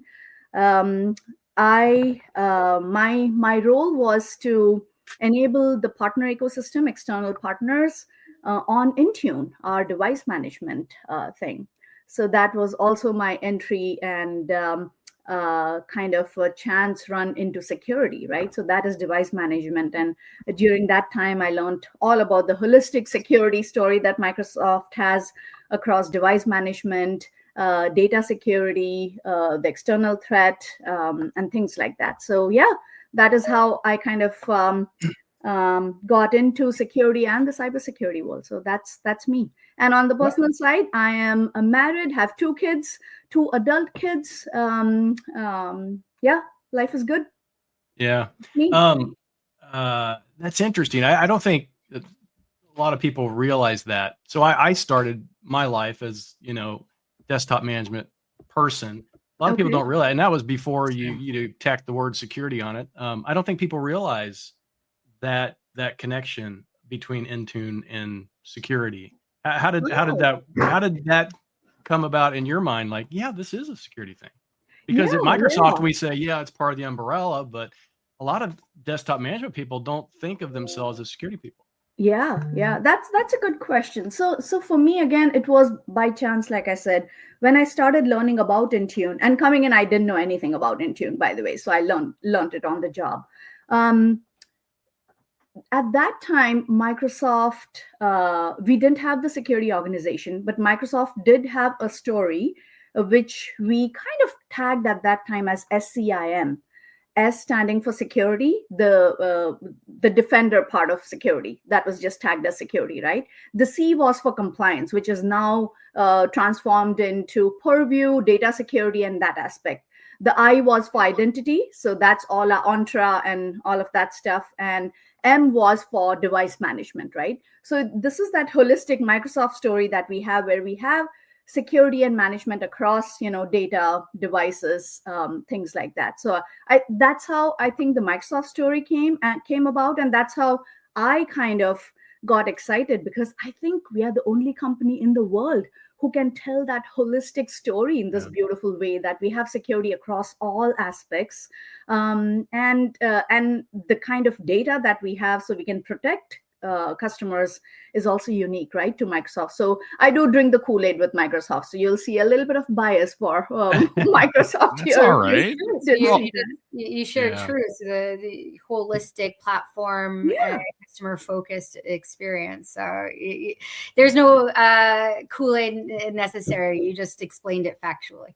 Yeah. Well, like if you like, here's my take on it, if I may. I love having these conversations with customers. If you're talking like, okay, you're comparing Microsoft tech to other companies' tech, fine. Let's just pretend that they're all pretty equal, right? All the major players are all pretty equal. You look at the Gartner chart, and they're all kind of bunched up in that area, fine.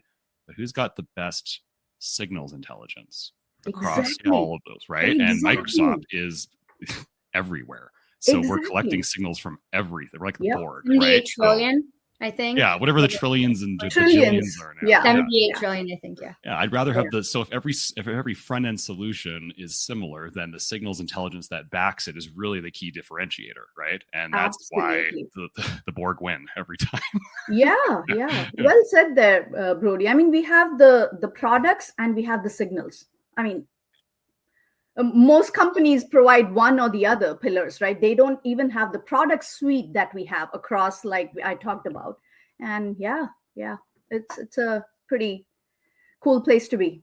Yeah, it's good to be a shareholder here. That's for sure. That's for sure. That's true. So you're living out your dream, is what I heard. I truly am. Knock on wood. Yes. So a lot of the people that we generally talk to during this month, they've made a pivot from something else, right? So we had a couple years ago, Maria Thompson. I don't know if you know that she was a dance instructor. She was a dance instructor. She wasn't even in security. But yeah, so you didn't quite have this pivot. You're living out your dream. But my question is, why did you leave Microsoft? What did you do outside of Microsoft? Was it development at that point before you got into cybersecurity? So there was sort of a pivot, I guess. Well, there was a pivot. So originally my major is in chemistry. So there you go. From chemistry, somehow I got interested in computers. So I did a postgraduate course in computer science. So that was my kind of coming into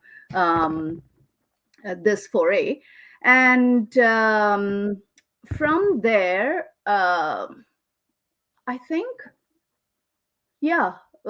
from there, I think it's been software for me. I didn't start in security, but it has always been software. And somehow it's been, apart from India, even in India, the company that I worked for, it was called Ramco Systems, was one of the larger companies for India in that period of time. I'm talking the late 90s there, right? And when I came here, I started at Microsoft as a developer, like I said, and then actually I moved to Intel for a little bit of time in Oregon. And that was a short, maybe 18-month stint or something. And I found like dramatic difference between the culture in Intel and Microsoft. So when I got married when I was in Oregon, my husband got a job in Microsoft. So we moved back here kind of for him. And then I found a job back here as well. But yeah, I mean, I think software has kind of been my thing. The reason I moved to Primera after my little stint at Microsoft was to explore healthcare. I think healthcare is still at a point where it's not affordable. It's not sustainable the way it is. And I'm still passionate about healthcare. Maybe I'll do more in the healthcare realm at some point in time. But my thought process was that I want to do something there. That industry is going through transformation, and let me see if there's something I can do there. So I did do product management type role at Primera. Nothing to do with security. But I don't know if I answered your question, but yeah, there was here and there. I was kind of going down that you're still kind of living your dream type of scenario, in that you I think you hit on it. It was the culture. Maybe that was one of the reasons why you wanted to come back to Microsoft. Maybe we're more, Microsoft, I believe, and at least the way that I've seen it, is more of an inclusive entity, I think, than many others. Absolutely. Absolutely. I think when I came back, when I left, we were still with Steve Ballmer. And when I came back, Satya had taken over, and there was I having been at Microsoft for 10 plus years in my first stint, I had a lot of friends and colleagues at Microsoft, so I would hear about things happening, right? And the culture shift that Satya brought, the growth mindset, the being curious, the all of that stuff really resonated with me well. And honestly, for me, and I've heard that it's true of some others as well, if you're here and then you go back, there is no other company like Microsoft. um, uh, yeah, in so many different ways. The other thing, in addition to the culture and the things that Satya brought, which all totally resonated with me, the other thing that pulled me is also our Give campaign, honestly. In my first stint as well, I was passionate about the Give campaign, did a lot of things. When I left and went to Primera, a part of me also wanted to do a more in the community. Like I also considered working at the foundation because I wanted my time to be even more useful for the community. So I considered working at the foundation, Bill Gates Foundation, for a period of time, and then I went to Primera because it is not a charity nonprofit, but it is not for profit. And I didn't know the difference then. It's another conversation for another time, but there are differences between not for profit and nonprofits, right? So anyways, yeah, back to Microsoft, to your question, Rob. Yes, the culture did pull me back, the giving campaign. I mean, the amount of stuff that Microsoft does through the Give campaign, most companies in the world, their net worth is in that. I mean, it's mind-boggling, honestly, if you look at it, right? So when I came back, I was like, okay, I can make a difference, bigger difference, through Microsoft as well. So that was another pull for me, in addition to the culture. Yeah, I'm very familiar with the Give campaign. I've been a beneficiary of some of the generosity to my nonprofit that is registered through the Give campaign. So you see people that hear it, and I'll see things that people make donations and leave notes, and I make sure I write them back when sometimes it's anonymous, but if they leave their name, I'll write back to say thank you. And you talked about community and being able to serve. And I see that this is real for you. Like, we're doing Women in Cybersecurity Month, but we're not your first place. I think about 3 weeks ago, you and Dorothy did Microsoft Women in Cybersecurity. Yes. And that was really great. I heard it was packed to the gills in the room. There was standing room only. So how was that doing that? I personally didn't, you sort of know that this thing must exist. You just don't know who's doing it. Then when I saw your name and I saw Dorothy's name, it had to be about a month ago, maybe a little less. And you did Women in Cyber. How was that? Amazing.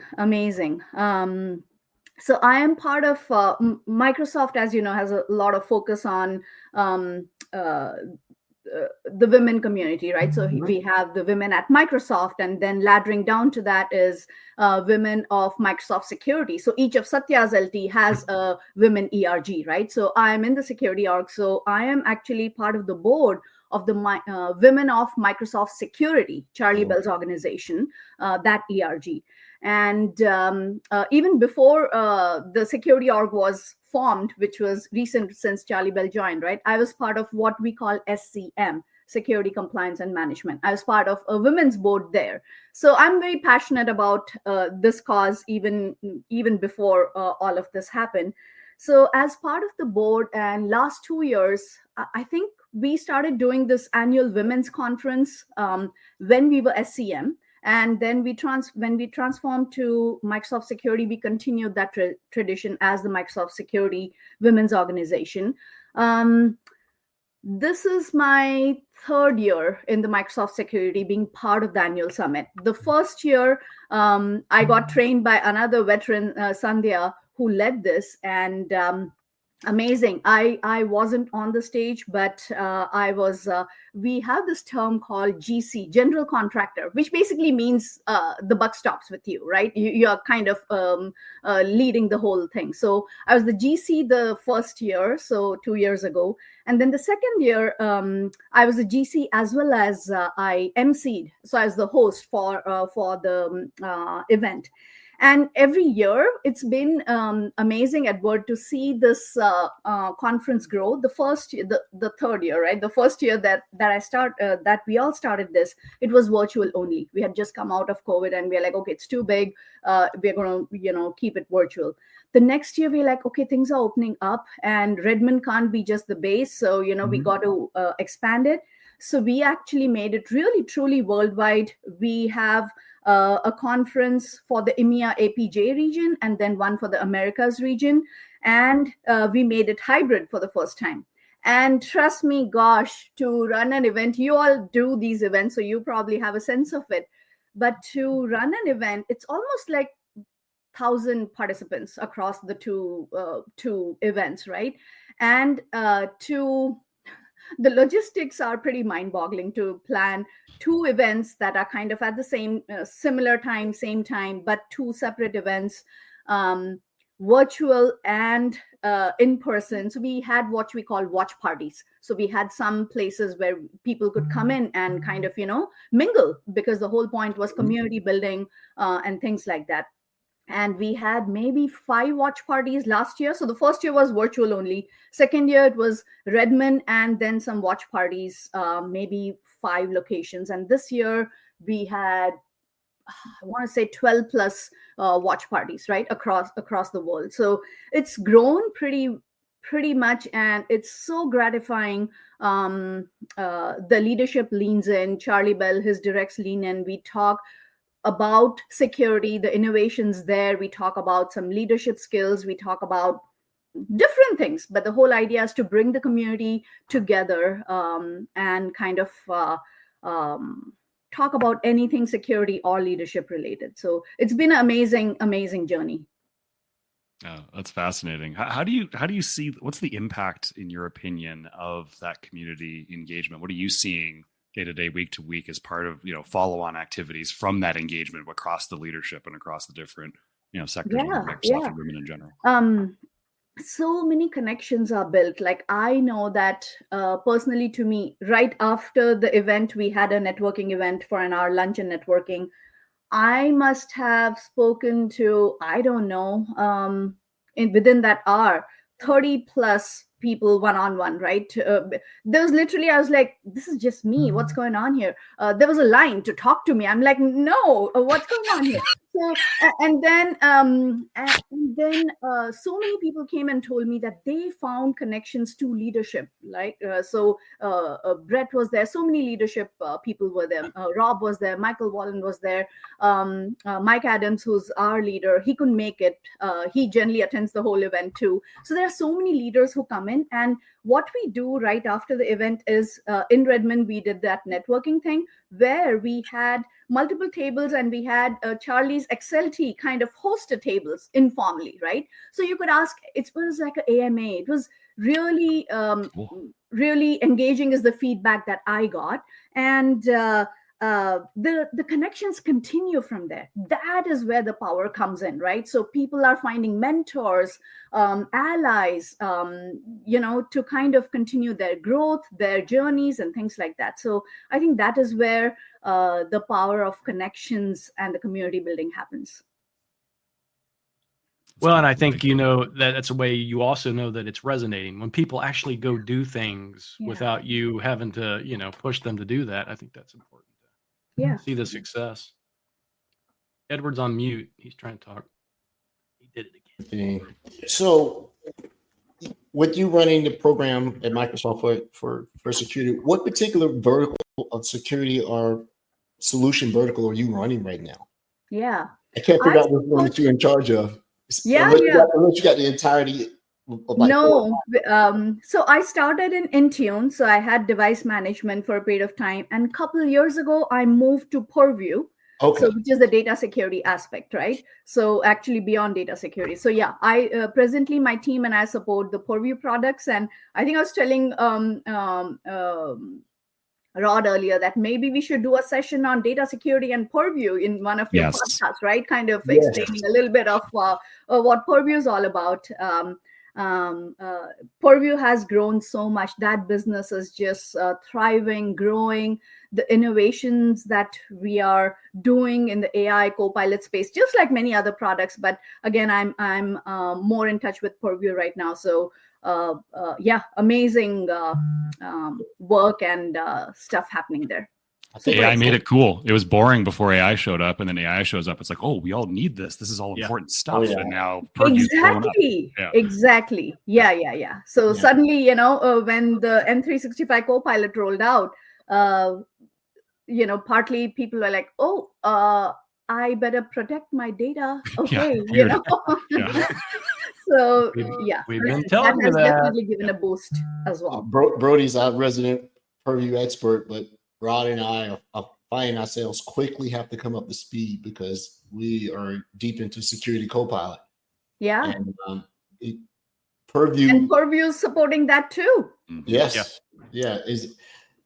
Copilot is trying to catch up to Purview. Purview is super powerful. It's like trying to stuff a Volkswagen engine into a Beetle. Because so Copilot, like, I want to do it, but I don't know how. Leading the charge. I do a Security Copilot prompt of the day, and I've been focused on Purview for the past 2 weeks. And nice. There's some amazing things you can glean out of the data that Purview collects. So. And the reason it's probably taken off so well, I think we said on the previous shows we've been talking about Copilot and talking about the different things. When you're using Security Copilot against the other things other than devices, they seem very abstract, right? But data is real. Yeah. Right? It is there. It is being accessed and it is being transmitted, just like devices. Devices are there. They are on. Yeah. Someone is logging on to them. When you look at other things in Copilot, you look at things that they're vapor. I'm trying to find an imaginary threat actor. I'm trying to find an imaginary security incident, based on some other tools. But when you're using it and you're looking for data, the data is there. It's digital, but it's there. And the devices are there. You can touch them. So that's the reason I'm liking the way it's interacting with those two. And those two happen to be the most popular plugins and integrations that I'm seeing there right now. Right. It's traditional security, right? It's information security. That's where this all came from, right? And so if you think, I'm going to get on a soapbox, but if you're zero trust mindset and you assume that the attackers are inside your environment, the last bastion of what you need to protect is your data, right? Yeah. Ultimately, that's what it is, right? It's data from a promiscuous AI, data from individuals, intentional or unintentional. It's literally all about the data. Ransomware affects the data, right? Yep. That is the core of the whole conversation, but it's fun to get lost in that to Edward's point, the identity attacks and the device attacks and, the sophisticated threat actors and blah, blah, blah. Like, what are they actually after? It's the data, right? It's the data. It's the data and your identity. I get either one of those, I got you. And we're going from there. I almost went down that whole compliance route when I first joined Microsoft because I was the MCAS guy. And the MCAS guy had to know AIP. Then you have the little compliance manager. So I went a different route. I started going down the MDE, MDO, MDI route. But I don't know. Maybe time for a switch. What do you think, Brody? Will you take me under your wing? I can become.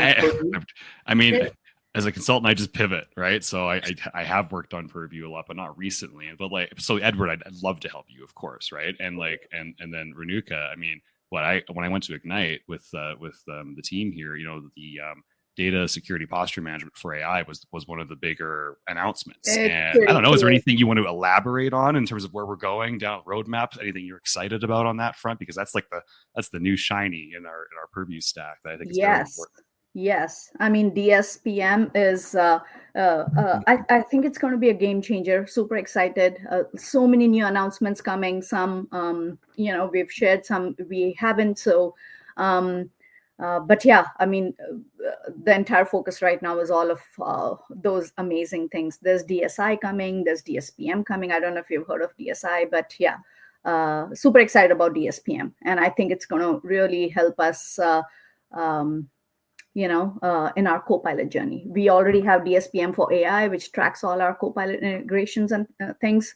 So DSPM is really going to be amazing for the business. Yeah, it's like a necessity. It's funny because like security can't be the department of no. Capitalism is going to say every company wants AI, right? Because they all want to compete with one another, whatever their vision of what AI can potentially do for them, we'll put that aside, but they all want it. So you can't get in the way of that. You need to be protecting it in the motions, right? So to Edward's point, it's a great time to be involved in it. To your point, Renuka, it's an important capability that everybody should be taking a look at one way or another. Absolutely. I love the passion for purview here. Well, there is, and it's like Edward said, it's growing because we see the necessity and the need for it. I early on, I built some sessions and delivered sessions for the AI tour, and one of the earliest things I can remember from customers as we started that series, their questions were, "Oh my goodness, I need to inventory my data. How do I do that?" Even at the time, Purview, when you turn on the data scan, it would take days because they literally had never done anything, right? No data inventory at all. I mean, we've improved that quite a bit, but that is super important. Absolutely. One of the things that I was interested in, just kind of beyond Purview, getting back to women in cybersecurity. We talked to Donna Sarkar earlier today as well, and she was always kind of on the cusp or the edge of whatever that next thing is. And it really sounds like that's what the path that you have followed in your career path at Microsoft and the other places that you've worked. It seems like you're following that next thing. How do you do that? Do you do that is there mentors that do you utilize mentorships? Because when you think about the Women in Cyber event that you're part of, that is kind of a community mentorship program when you think about it, right? So how do you find that next thing that you want to work on? Yeah. For me, honestly, I feel like I haven't intentionally gone after the next shiny object. It's kind of either landed or it's happened somewhat organically. And sometimes I do well, it's not fully true, actually. When I was on Intune and there's conversations about my VP taking over, because when I started in CXC 2018 timeframe, the Mike Adams group only supported Intune. So that was the only thing. And then he expanded to, supporting Defender. And then there's conversations about compliance at that time, which is Purview now, coming into his scope. And I remember telling my manager then and my skip level, Mike Adams, that, hey, if you ever take compliance, that looks interesting to me. I'll throw my my name in, and I'd love to lead that. So yeah, you're right. Maybe I did, kind of go after it. But compliance really sounded interesting. And after a few years in Intune, you or any product or technology, right? Because I knew that entire story that Microsoft had into an SCIM and beyond.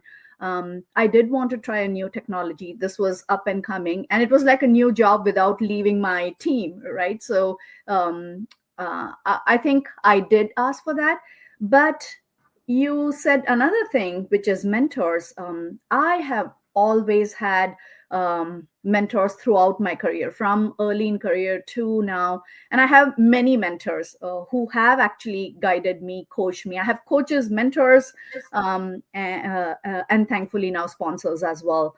But yeah, the mentors have guided me on, hey, this might be a good thing, or you might want to rethink about this, given your passion, your skill set, and things like that. So they have definitely shaped who I am today and help me navigate my journey and my path. Absolutely. I wouldn't be here without the help of my mentors and the coaches that I have, honestly.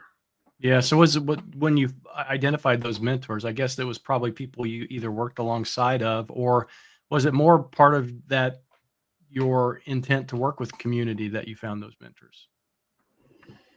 That's a good question. I think mostly it has been people I have worked with or heard about from the past. And I realized early in career, I used to think I'll have one mentor, and that mentor will help me with all aspects of my needs, right?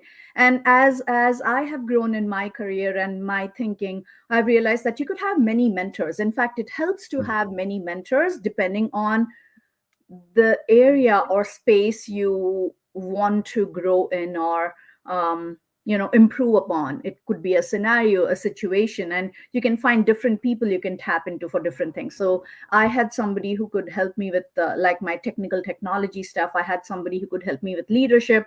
I had another person who I considered great at communication. So so I basically, based on the need I had at any point in time, I would tap into people and approach them for a limited period of time, right? So again, the mentor relationship isn't a forever relationship, right? So I would time box it and say that, okay, I need help with this situation. Can we connect for maybe a maybe couple months, 3 months, and move along? Were you intentional with your development program, or was it just more instinctual where like, oh, I feel like this area I can crisp up, or I know that I need to have deeper technical chops to be that much more impactful and effective, or like did you curate your growth plan? Yeah, so I think it's a bit of a hybrid model where I have been intentional, and I think it was one of my mentors who said, "This is your board of directors, right? Think of your mentors and sponsors and allies as a community of your board of directors who each will bring something and offer something to you." And I do the same for others as well. I'm both a mentor and a mentee, and I've been that for many years. But to your question, Ray. I have been intentional. I based on either the feedback or my own reflection on, okay, here are some of the areas I would like to improve to get to the next level. I might tap into somebody intentionally, and then some of it has also been organic, so, where I didn't really seek out, but somebody came into my life and they offered something, and I'm like, oh my gosh, I needed this at this point in time.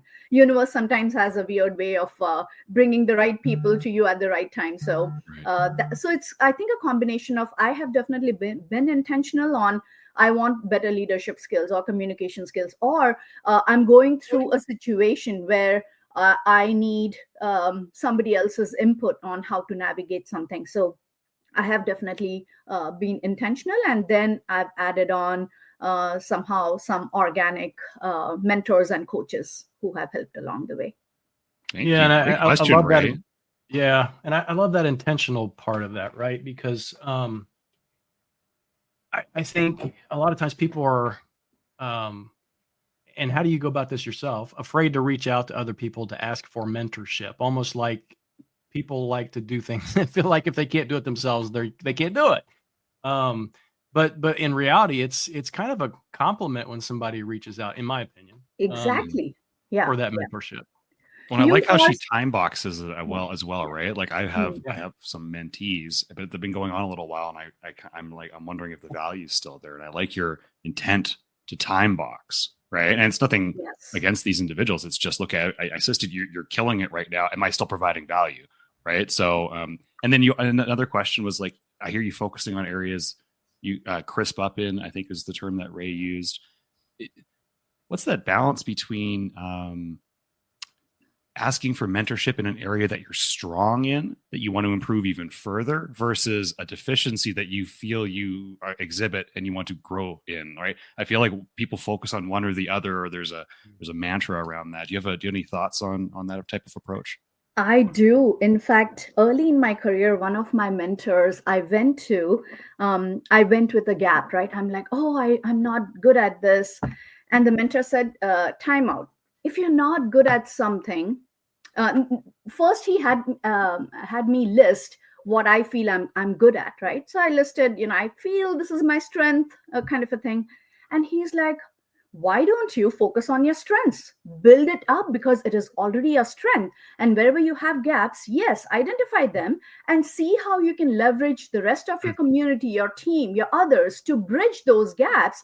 And you keep enhancing your superpowers, right? So I love that you asked this, Brody, because that was a big shift in my brain on, that's a good point. Why am I struggling to build something that I don't naturally do, unless it's a technology or something like that? That's a growing, evolving thing. But that has been my mindset since then. So that was a big shift in my brain through this mentor who said that. And it was like, oh, that makes sense. So that was a big shift, and I did start doing that. I started focusing more on what I'm naturally good at. I'm good at connections, I'm good at talking to people. I get energy. What is it that gives me positive energy? I'm doing more of that, and then I'm supplementing with a really smart team of people, and colleagues and others who help bridge that gap on where that might be their superpower, and it's a win-win, right? So you leverage all the superpowers. And Mike Adams, who's our CXC CVP, had also mentioned something similar a few years ago, which again resonated. It's like, we don't have to do it all. Leverage the ecosystem to really up the game, leverage everybody for their skills. So Thank you for sharing. That means a lot to me. I appreciate you sharing that success in that area. I'm going to continue on that front. Thank you so much. No, thank you for asking that question, because it's I think most people think of mentorship and all of that as, oh, let's bridge the gap. And sometimes it is some of the skills you have to develop, but it's always good to step back, pause, and think about what your superpowers are, what your thing is, and keep enhancing that, because then you'll naturally do better there. Sorry, Ray, you were saying something. No, you're amazing. I share the same leadership, so I'm right there with you. And I wanted to pick your brain around like the techniques that you use to perform that self-reflection, that very clinical, almost like inventory of what you're bringing to the table, so that you can categorize strengths. Here are my gaps, and so that you can lean into your strengths. And then how, taking that further, have you grappled with imposter syndrome? And if so, and if it had a material impact on you, how were you able to combat it? How were you able to overcome it? Yeah. Love this question. And I think it was a two-part question. Maybe the second part was imposter syndrome. And Ray, the first part, can you say that again? Yes, for sure. The techniques that you employed to really perform that assessment, the inventory of your strengths. Yes. Thank you for that reminder. So there are so many ways, and it's a tough one. I will say it's a tough one. It's very difficult for you to just take a pen and pencil it out, and this is my strength and this is my weakness. It takes time. It takes a lot of self-reflection to I use a few techniques, Ray. So there is a thing called strength finders. So it's it's like a survey, and it's a book, and it's a thing you can do as a team as well, where it goes through a process of identifying your strengths. So see if that resonates. Each of us is so different. You have to find what works for you. So that is one technique. The other one is at Microsoft, actually, you can do, there is a cost to it, but you can do a 360 survey. So you can reach out. It's a survey that you can send to, if your leadership agrees to pay for it. You can send a survey, which is something you buy, and you send it to all your stakeholders to get this holistic 360 view of how you are perceived by others, right? There is self-reflection is great, but then it's also, you need to know what's the perception of others about you, because sometimes they can be different. I might think I am this way, but then the perception could be different. So I think a combination of self-reflection and validation through talking to your trusted, advisors, stakeholders, to say that, be my mirror, tell me how it is. You need to have those people in your life. So I think a combination of that helps identify the strength. Then I also leverage the connects time, right? The mid-year and the end of year connects, the reflection portion. I actually do take it seriously. And I tell my directs also that make it real. Like, this is the place. That is also the growth mindset that, Satya and the company promotes, right? So I use, if I don't have time, otherwise, at least these 2 times, twice a year, I use this connect season to really self-reflect on what is it that I'm good at, where I need to improve, what is the feedback I'm getting, rationalize it. So those are some of the techniques, I would say. Our perspectives are also good, and some people, I will say that, may give light feedback on perspectives because it's visible to managers. So you have to kind of really poke people to say that, give me something that'll help me improve, rather than everything is roses, because we all know we are humans and we are all not perfect, and we know we've been to a meeting where we haven't shown up the best way. So I'm like, call it out, because it helps me grow.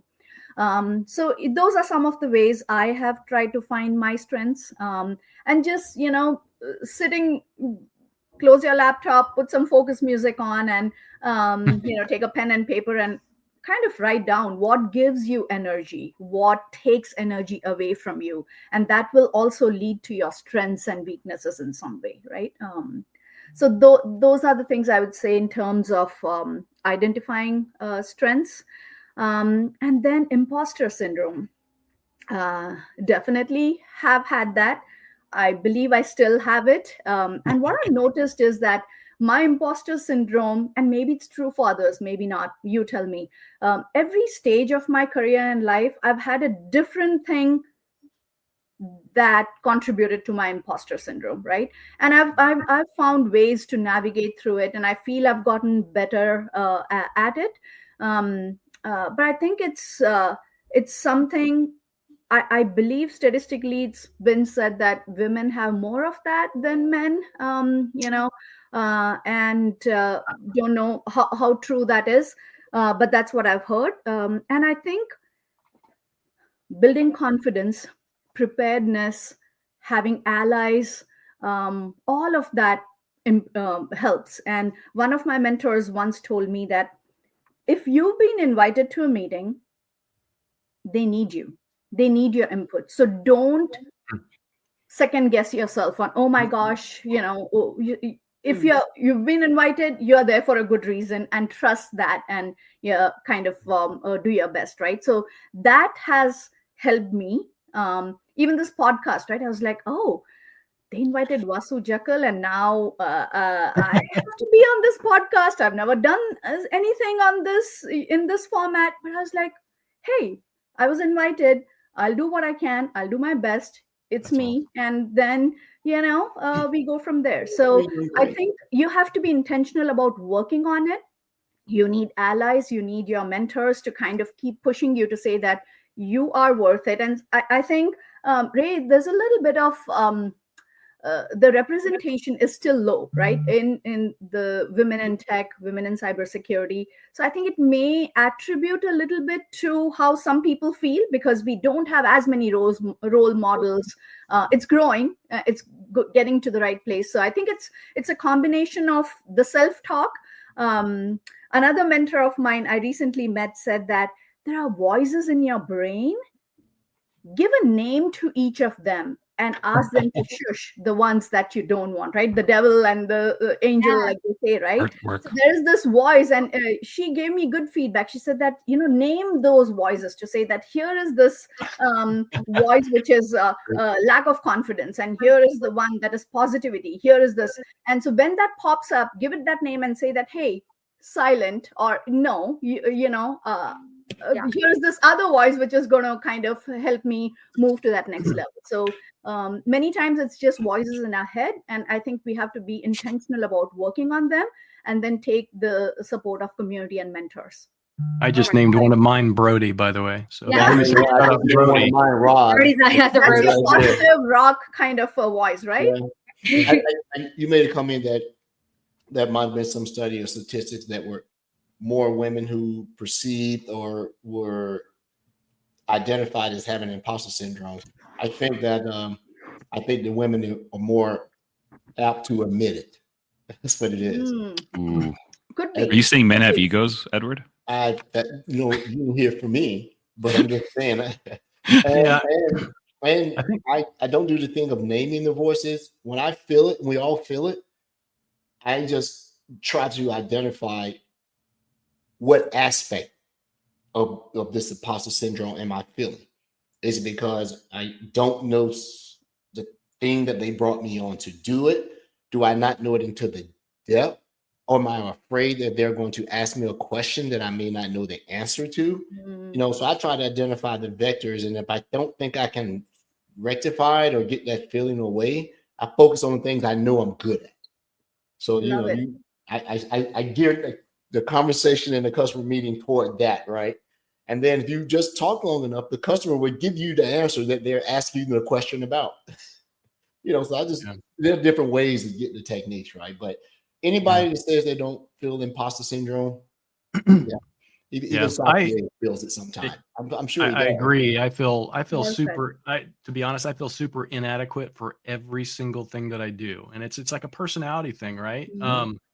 But I push myself through, and I get through it, and it turns out okay. Maybe it doesn't always turn out the way that I was expecting, because we're always expectant of great things. But I literally feel inadequate for every single thing that I do. And one other thing that I do that's helped, and I was sort of reluctant at first because I didn't want to maybe hear the answer.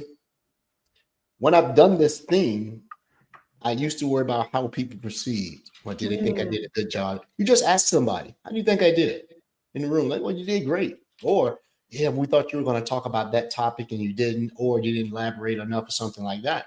That's okay. I'll do better next time, right? Exactly. In Women in Cyber Month, right? Stand on theme. I was excited to see you and Dorothy. We had done that event. I met Dorothy before, I believe, or you watched something when she was at AWS. I think that's where I remember from. How is that? Is that internally sponsored, or is this a passion project for you and her? I couldn't really get the details. Yeah, it is actually sponsored by the ERG. It is the ERG. Okay. It is sponsored by the Women of Microsoft Security ERG, so Charlie Bell's women organization, right? So it is sponsored by that. And there's a lot of interest. We meet with Charlie Bell. I believe it used to be quarterly, and then we had Rob Lefferts and Terrell Cox as our exec sponsors. So they lean in quite a bit. We have a whole board very passionate about this. Again, this is all volunteer time, right? So you have to have passion for it. You know how crazy busy everything is, but you have to, everybody who's on that board, as well as the volunteer team, is passionate about the cause, because you wouldn't be there if you're not passionate, because it's a lot of time and energy outside of your work to kind of do this. And it does take a village, and the village pulls through every single time. Well, I highly recommend a young woman by the name of Ray Wolfram. She would be great to be a volunteer even on your board. We would love to have these volunteers. The more, the merrier. We always need help. Okay. Well, Ray, I just got you. I appreciate that. Yeah, I was gonna try to ingratiate myself after the call. Yeah, because you've been an amazing presenter, speaker, and just to circle back, it's starting with humility and self-acceptance. And to your point, Edward, you sitting with like, okay, this is going to be super uncomfortable. And then Rod, thank you so much for sharing. I genuinely would never have I would never have imagined that you struggle with a sense of missing the mark or not being like as polished and as impeccable as you are. And that's just super helpful for me to be around all, I think I'm nothing to sneeze at, but to be around all of these heavy hitters and these serious power players saying, hey, you know what, it'll never go away, but you will get better at engaging with it. Get better at hiding it. Yeah, there you go. Yeah. And get better at displaying vulnerability, right? And that's important. That is so true. And I'll be honest. So I am scared of public speaking. I like the idea of it. I like doing it, but I am honestly like, my lips go dry and the nervousness just comes in. And that's where I decided that, okay, I'm going to host this women's community. It's a large event. It's, high profile, but that is getting out of my comfort zone. I do get enjoyment out of it as well, but it is something I was not very comfortable with, right? And like Rod, I was like, okay, even this time, this was my second year hosting, definitely gets better, and I work on it as well. But yeah, it's real, and I think as you keep doing it, as you keep pushing your boundaries, getting comfortable with the uncomfortable, I think it gets better. And every time you do doubt yourself, even this time, I was like, oh, I had this all prepared, I had a script, and none of that I spoke about. I missed this. And then people came and told me how wonderful I did. I'm like, okay, it's okay. It's okay if I didn't hit some of the points. So yeah, Rod, I totally hear you that sometimes it does creep in to say that, I didn't do as best as I could, but it's okay. It's okay. I think, Edward, you said that. It's okay. It's about We do putting what out we the can. effort, I think. Putting out the effort and putting effort into growing or maturing in whatever that thing is. This may sound silly, but I'm a runner, and I attribute what I do in that respect to how I run. So after a certain mile, you kind of just go to a different place. You So can run true. these major miles by just going to another place in your brain. And it's the same way with public speaking for me. Right. I get nervous every time that I do it, but it's almost like I go to a different place when I'm doing that speaking. And then I come back from that afterwards and people are like, hey, that was great. I'm like, what did I say? I have no clue. I can relate. I'm a big Rod, runner. you said, oh, sorry, go ahead. I can relate. I try to ground everything you're running. Like no matter how many races I've won, Me too. And I'm nervous at that start line. Am I going to poop out the first half mile? Is something going to go wrong? And then about a mile or so in, the other brain, the confident brain comes in. You've done all the work. You've done all the training. You've done your research, and then, I got to present tomorrow downtown. I have to go talk to very influential kids. So you might want to run there instead just to get ahead of them. These college kids are vicious. So in your suit. Yeah, Rod and Edward, both of I'm a runner as well. I'm a long distance runner. I'm not sure if you're a short distance or long distance runner, but honestly, it totally resonated. One thing is, as a runner, especially a long distance runner for me, when I trained for my full marathons, it was the first time I truly understood the meaning of the mind-body connection that people talk about. Up to 10 miles, it's your body kind of doing it. And after the 10 miles, it's not your body anymore. Your brain takes over, your mind takes over, and that is what pushes you, right? So I could truly see that shift of the mind-body connection and how powerful the mind is. But also to your other thing, as a runner, the other thing I learned is that compete with yourself. I always runners compete with themselves. You want to improve your personal record, right? It's not about others. It's not about, it's you improving your personal record. And I don't know if any of you are familiar with Six Sigma and Lean, right? Philosophies. And Lean has this concept of try to improve yourself even by 1%. That's awesome, right? So those things really help keep me grounded and want me to do better, because 1% efficient, 1% automation, 1% learning something, right? Every day, if we can just opt for that 1%, it's not overwhelming, but then it accumulates and you really have a good amount of growth. So as a runner, and all these things do help in real life, both at work and at home. Oh, for sure. Absolutely. And my wife, she hates to hear me try to make everything a running story, right? Both Rod and I are long distance runners, so we totally can relate. Oh, you are awesome. Awesome. Yeah. Well, and there's a reason for that. There's a reason for that. Edward and I are both getting older, so we can't race anymore. So it's about that 1% now. If we can just improve 1%, we feel pretty good. Yeah. 1%. Yeah. Or I slow my deprecation and degradation by 1%. So you got to look at it the other way. I'm still faster than more people that were faster in front of me. There you go. There you go. Exactly. Yeah. More people behind me than they were in front of me. So there you go. We're good with that. Yep. I don't know where we are for time, because we actually have an external showmaster going on. We want to make sure we're respectful of your time. Oh, we've got about 5 more minutes. Okay. Renuka, thank you so much for being here. I truly appreciate it. This has been great. Maybe if we had like one additional question that we could kind of end on? Anyone have that one? Let's think about it. Maybe we need to pull it out of a hat. She came here. She brought all the answers with her. She did, right? Renuka, Yeah, you are now speaking to the future women workforce in security. They're coming out of college. They're coming out of university. What advice would you give them to start breaking in and succeeding at that, just after post-secondary stage?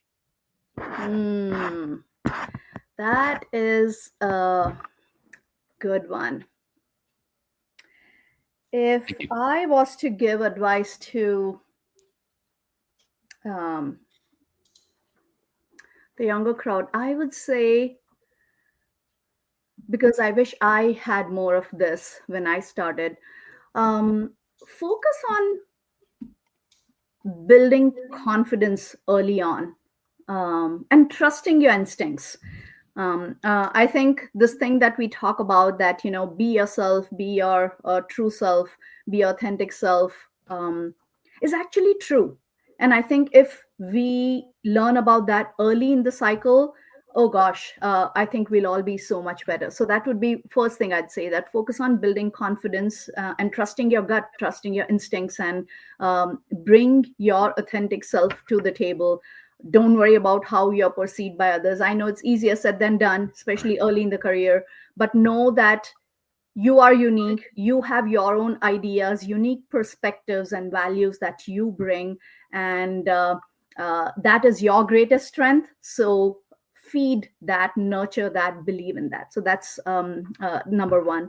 Number two, I would say early on, seek mentorship and allyship, right? That wasn't a thing I knew when I started. I thought I had to do everything by myself. I'm learning by myself. I'm doing this. You can truly accelerate your learning and growth by having the right mentors, coaches, and allies. So create your board of directors, like we talked about, right? Early on in the career. I think that is going to really be helpful. And I think we talked about being intentional. Be intentional about it. I wasn't that intentional early in my career, right? It is helpful if you are. The third thing I would say is, and I'm still working on it, but I would say early in your life, start being intentional about setting time for what I refer to as deep thinking, strategic thinking, and fostering innovation, right? So sometimes we are so involved in the go, this is my tactical stuff, I keep going, my days are so busy that we don't extract ourselves to do that deep thinking. And every phase of life, there's deep thinking involved. It could look different when you are in your 20s versus 30s, 40s, 50s, but be intentional about taking that at least 10%, 15% of your week for this deep strategic thinking, innovative thinking that is a little bit away from what you need to do tactically day to day. And be curious. Again, I think these are things that Microsoft has taught us, but I think they so mean, I tell my kids, the growth mindset, the being curious, the continuous learning, all of this is really going to set you up for success. It looks like, jargons and cliched, but it truly isn't. I really believe in the growth mindset, being curious, right? Being eager to learn, and continuous learning will help. So those are the things I would tell my the younger crew coming in. Yeah. Thank and you. It looks like you found self-reflection and advice. I really appreciate you answering that. Sorry. And it looks like you found your kind of your deep thinking space, or your safe space to do that deep thinking, and you're running. I'm sure everybody kind of needs to find their thing. Everybody needs to find their thing, that thing where they can get that type of deep thinking. Yeah. There's also a book called Deep Thinking. So if anybody's interested, highly recommend that. So take a look at it, audiobook or, read a book. What was the name of it again? Deep Thinking. It's the second time I've heard that referral this week. I think that's a sign. It is. Is that by Gary Kasparov? Is that the one? Yes, that sounds about right. Yes. Yeah.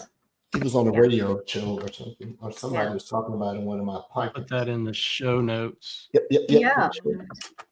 And you know what I started doing from listening to the deep thinking is in my calendar, one of my directs calls it defensive calendaring. But yeah, block time for focus time, deep thinking, strategic thinking, and it's non-negotiable, right? That, try that if that helps, because we're all so busy, we kind of keep going with our day-to-day stuff that if we don't really put that deep thinking time, it could be difficult.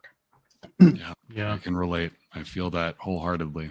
Dog walks Well, now. I'm not listening to podcasts. I'm just not listening to anything, and I'm walking There my you go. dog, and I'm thinking. And it's been much better lately. Thank you for sharing that. I'm going to take that. Absolutely. Well, thank you so much for your time today, Renuka. I truly appreciate it. You and I just kind of met first time one-on-one. Was it last week or a couple weeks ago? And since then, I've had quite a bit of thought about what you're doing internally and things, and I think it's super important. I think more people need to know about it. Edward mentioned that it was standing room only, but I think it should be like 3 or 4 rooms potentially. Maybe we can work on that for next year or something. But thank you so much for your input today and the information that you shared. I truly appreciate it. I think it was a great way to end our first day-long event for this. So. Yes. Wow. Congratulations, folks. That's a big undertaking. Congratulations to you all. And it's successful because right now just ideas are coming out of my head about next year. I think I gave you one yesterday, Rod. Oh yeah, we can really make this something next year. I love this. And, we truly appreciate it. We may have to partner in the future. I would love that. Yeah. We were talking on our hosts here that we do want to do a hybrid version of this, eventually, because I think it's that super important.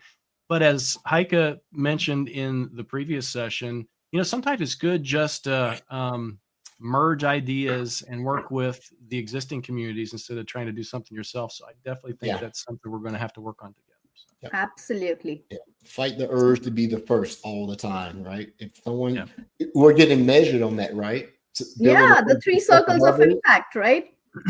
So we really need to be deliberate on trying to do that. Yeah.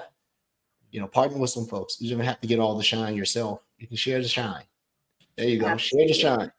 There we go. Love it. Thank you. Thanks, Renuka. Thank you. Thank you all for being such amazing hosts. I had a great time. Thank you so much for having me. Well, for the people listening in, we will have you on the show for Purview here shortly. So that's going to happen. Keep your inbox great. open for that. Great. Thank you. We have a great day. Take care. Bye now. Thank you.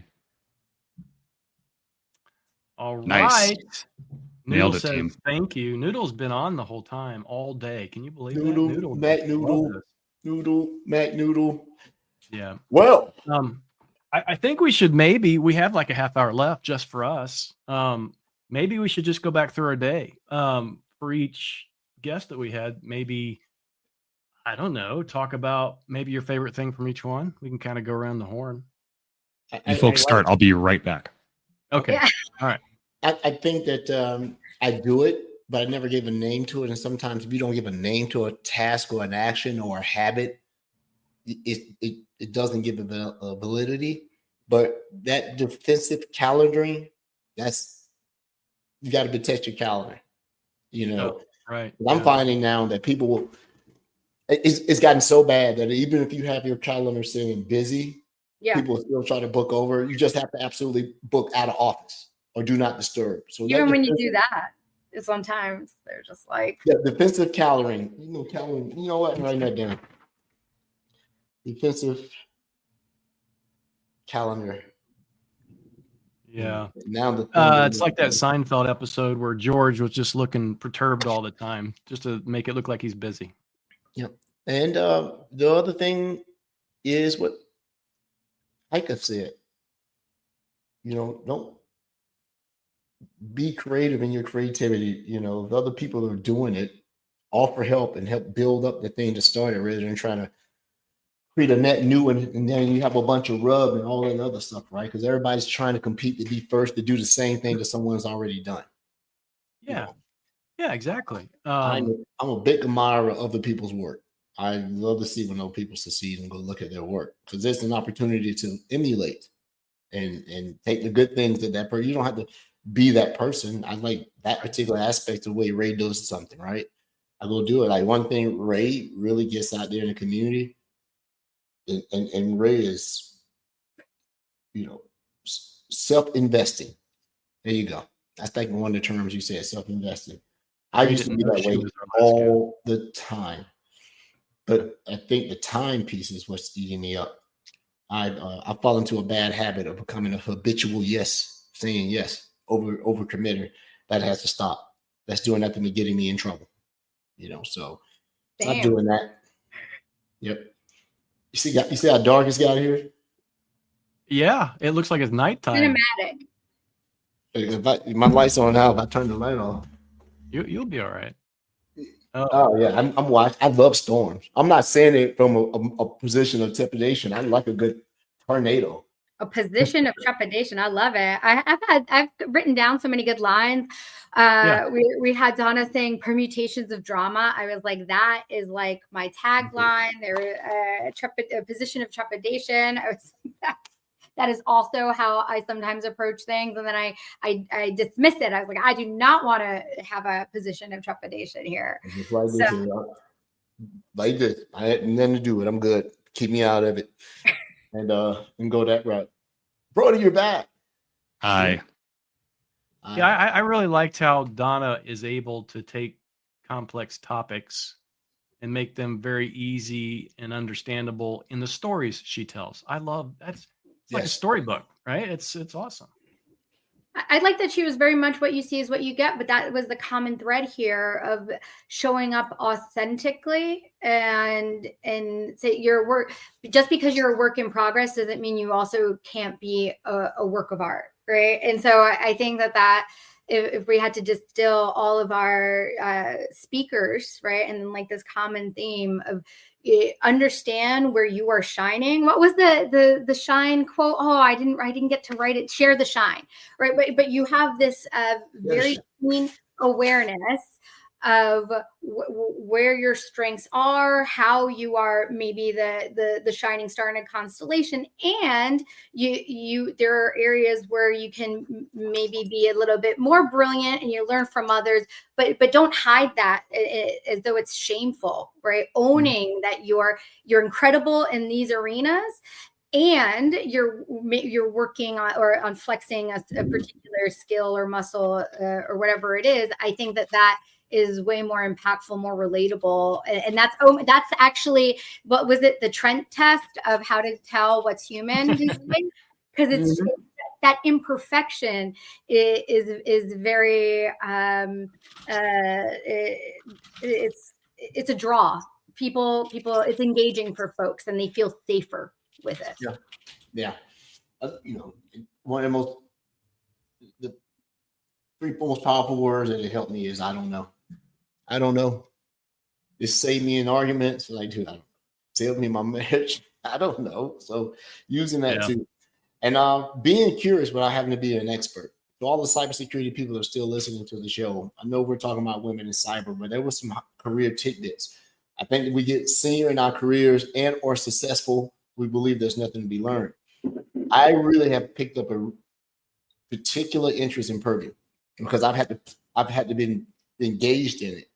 But when you start talking about the product, I have to learn to peel back the people who've been doing it for so long. They're really good. They come from these industries where Purview is just a tool. They are the compliance, they are the regulations, they are the framework experts, and Purview is a tool that they use to be able to navigate these complex requirements and things.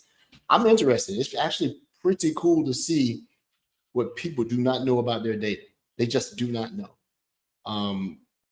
I got to show you some tricks I picked up on one of these YouTube things about what you could do with 360 Copilot. And I started ran it at work. And my eyes got just like, that's like, nah, that can't be real.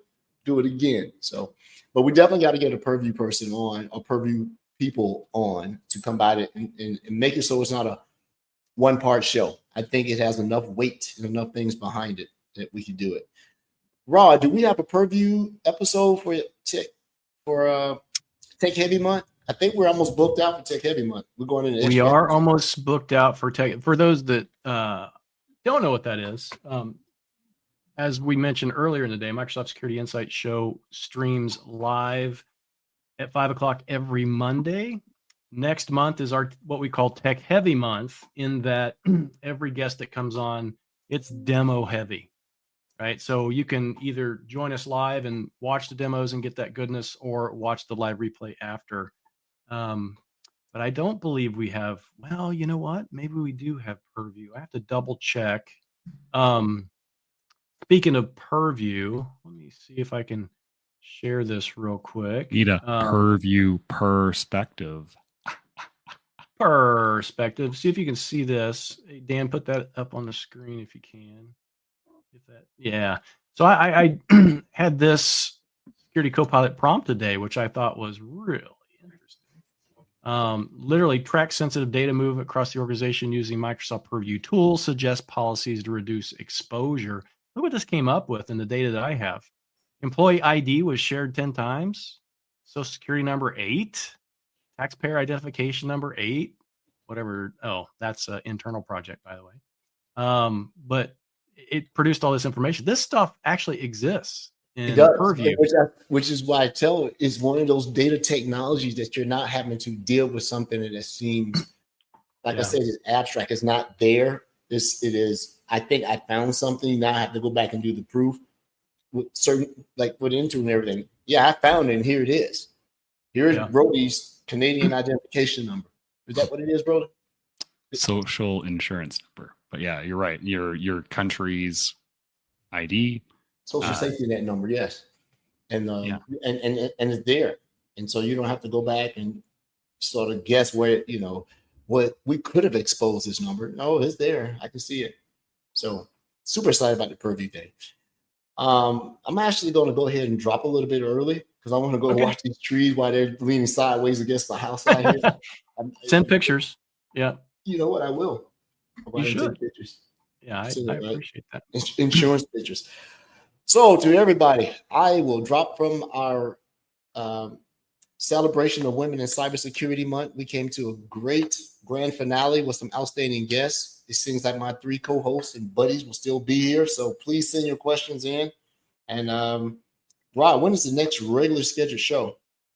Next Monday at 5 p.m.